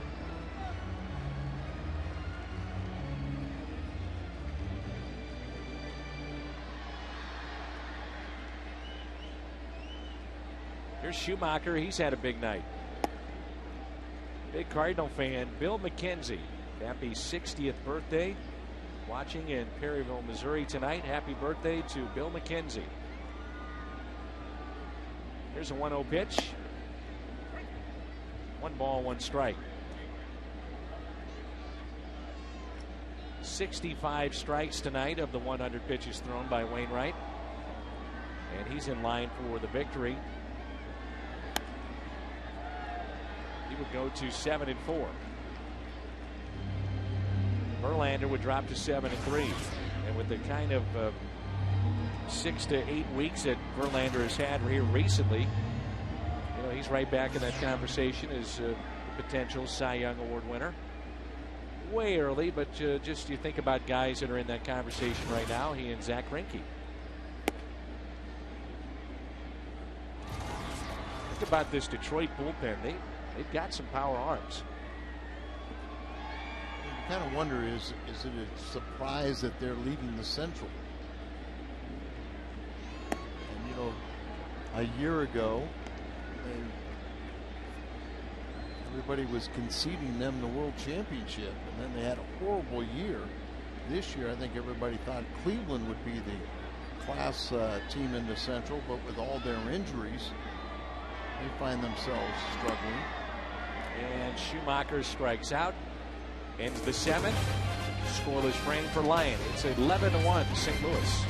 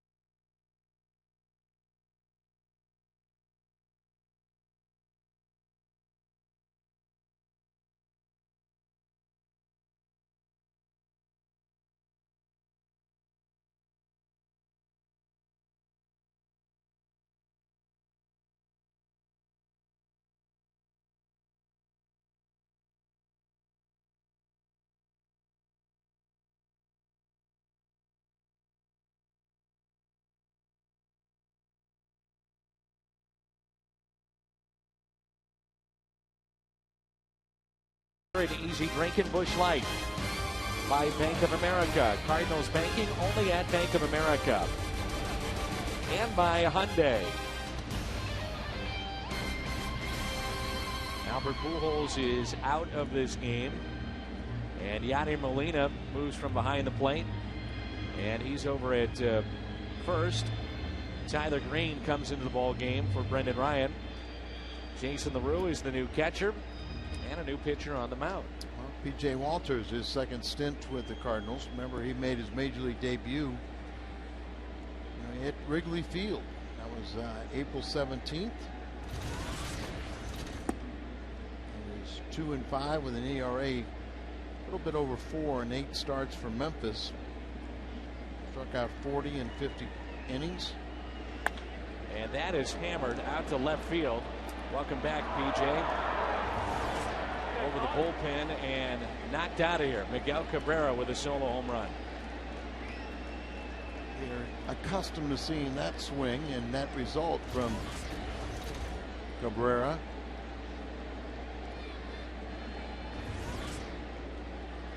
(11-2), but you've got to make good pitches. Throw a ball right down the middle and he will lose it.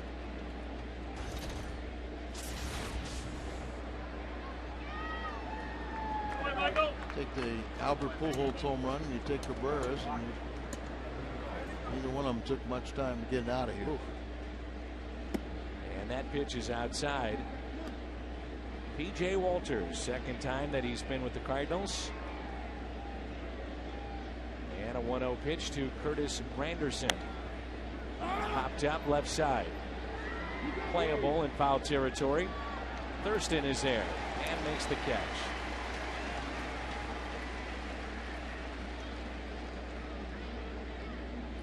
P.J., 24 years of age.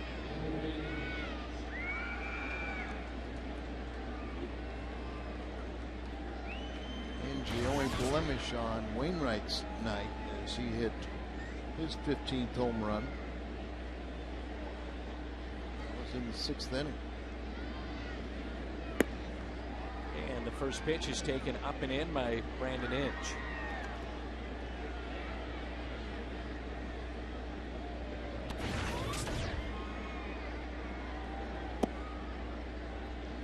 of the things that the Cardinals wanted to see with PJ is spots like this, be aggressive, throw strikes. Here's a 2-0 pitch. 2-1. There you go. Very similar to the pitch that Cabrera hit out, but this time a swing and a miss.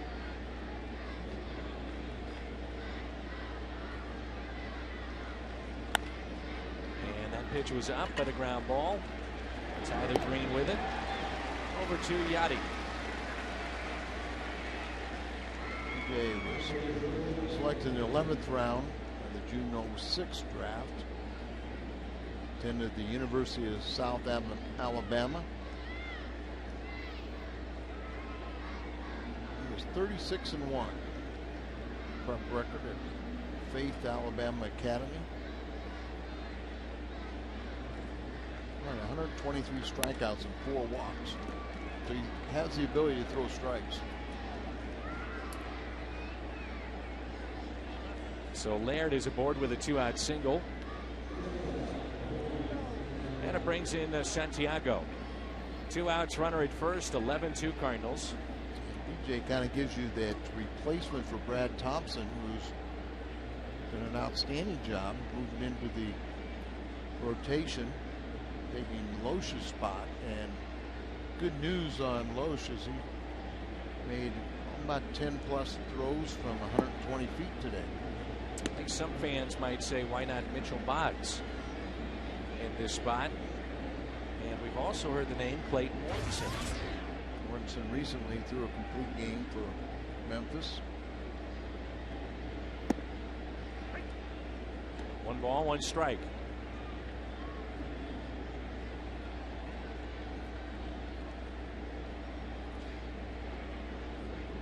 Santiago tonight, 2 groundouts and a single.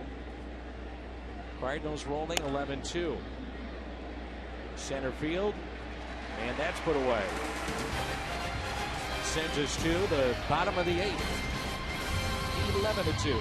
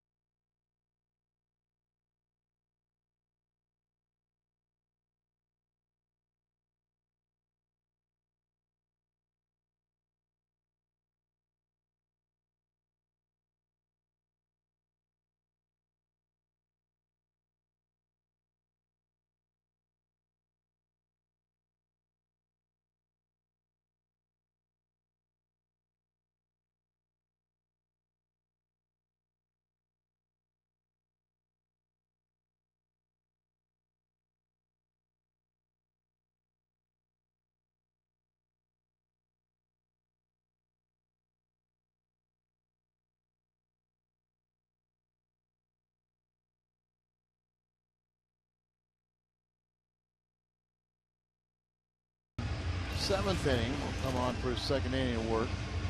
Go to a new catcher. Sardina is back behind the plate is Kobe Rasmus, who is 1 for 4 on the night. Laird now is playing first base, so they have both their catchers in the game.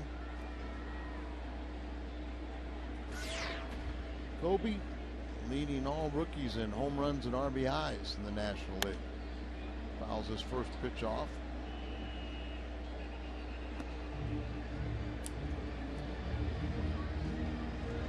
Still got a little work to do, to polish off a little bit, but he seems a lot more comfortable as getting more and more playing time and consistency as the weather's warmed up, so's his bat.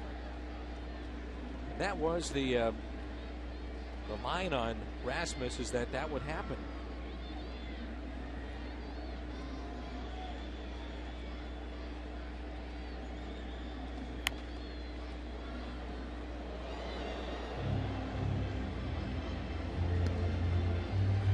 No matter what level Kobe has played at, he's always had that history of getting off to a very slow start and get things figured out. Al McRae sees an awful lot of talent in this young man, and the rest of the National League starting to see it too. And some believe in that conversation. National League Rookie of the Year. Right now, if the vote was held right now, I think he is yours. There's just not one that's running away with it, a clear-cut favorite. How have you seen that he's been pitched? Have you seen a pattern develop yet, really, with him? Not really. You know, change of speeds, moving the ball around a little bit.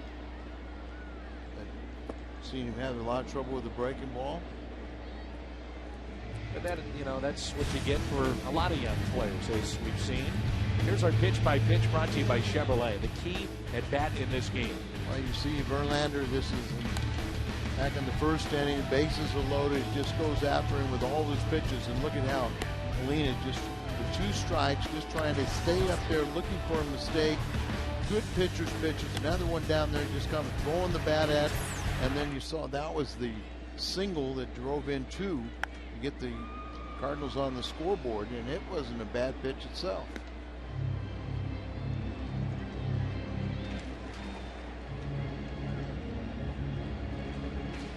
Tyler Green now getting his first plate appearance. Hope everything's all right with Brendan Ryan. And that may be the big question coming out of this game. If he's able to play tomorrow, throw up the line, hustling all the way was Green. They really took their time getting that over to first base. It's an E6 on the play. Really took his time here. Well, what's really odd in this game is the poor defensive plays of the Tigers. That's the 3rd error in this game, and they were tied for 2nd for the fewest errors. Santiago with the error there. They had the 2nd fewest errors in the American League. It's surprising because it's being done by their position players and not their pitchers. Right.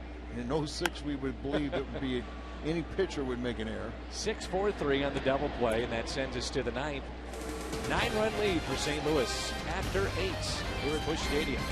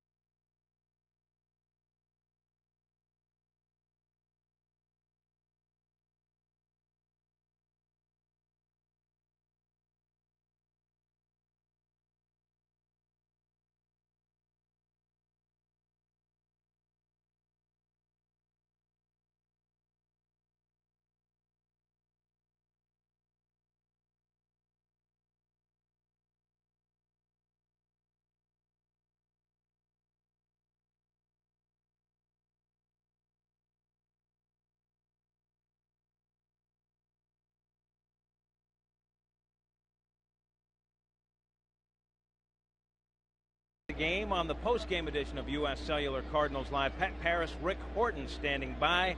The Cardinals leaning left tonight to good effect.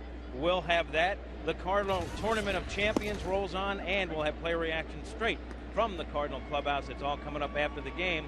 For now, we go back to Dan and Al. Guys? Okay, Jim, here is Rayburn. Leads it off against P.J. Walters, and that's how we start this ninth inning. 1 ball, 1 strike. Big night for the Cardinals. 14 hits, 11 runs. Twice they plated 4 runs in an inning.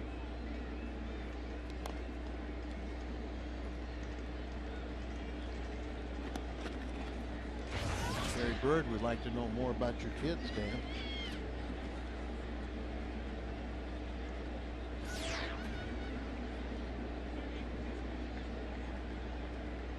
Didn't mean to stump you. And that's up and in. Maybe I can catch you up with Sherry a little later, the winter warm-up or something. We can connect. 2-2.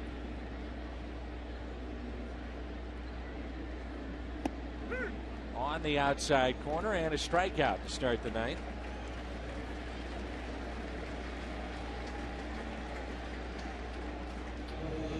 Hardy's prime cut of the game. Cardinals went back-to-back with home runs. There's the lefty, Chris Duncan, right after Pujols' long shot.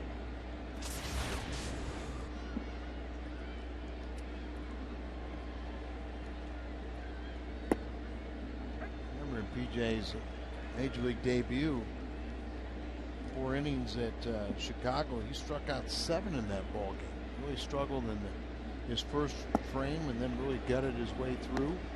Pitch count got way up there, but we saw those 7 strikeouts, and that was the impressive factor.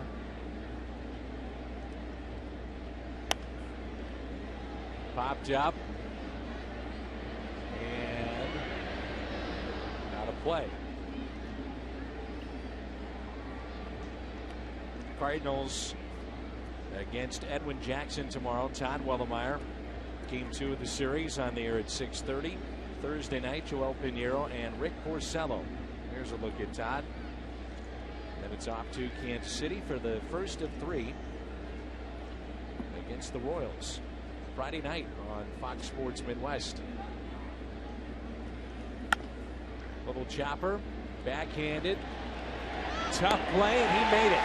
How good was that at second base? Skip Schumacher. As that superior arm strength comes in, he's much better going up the middle than to his left. Take a look at our Budweiser player of the game. Budweiser, the great American lager. Adam Wainwright, 7 innings and only 1 earned run, 2 walks and 5 strikeouts. Very good here tonight. Here's Polanco with 2 outs and nobody on.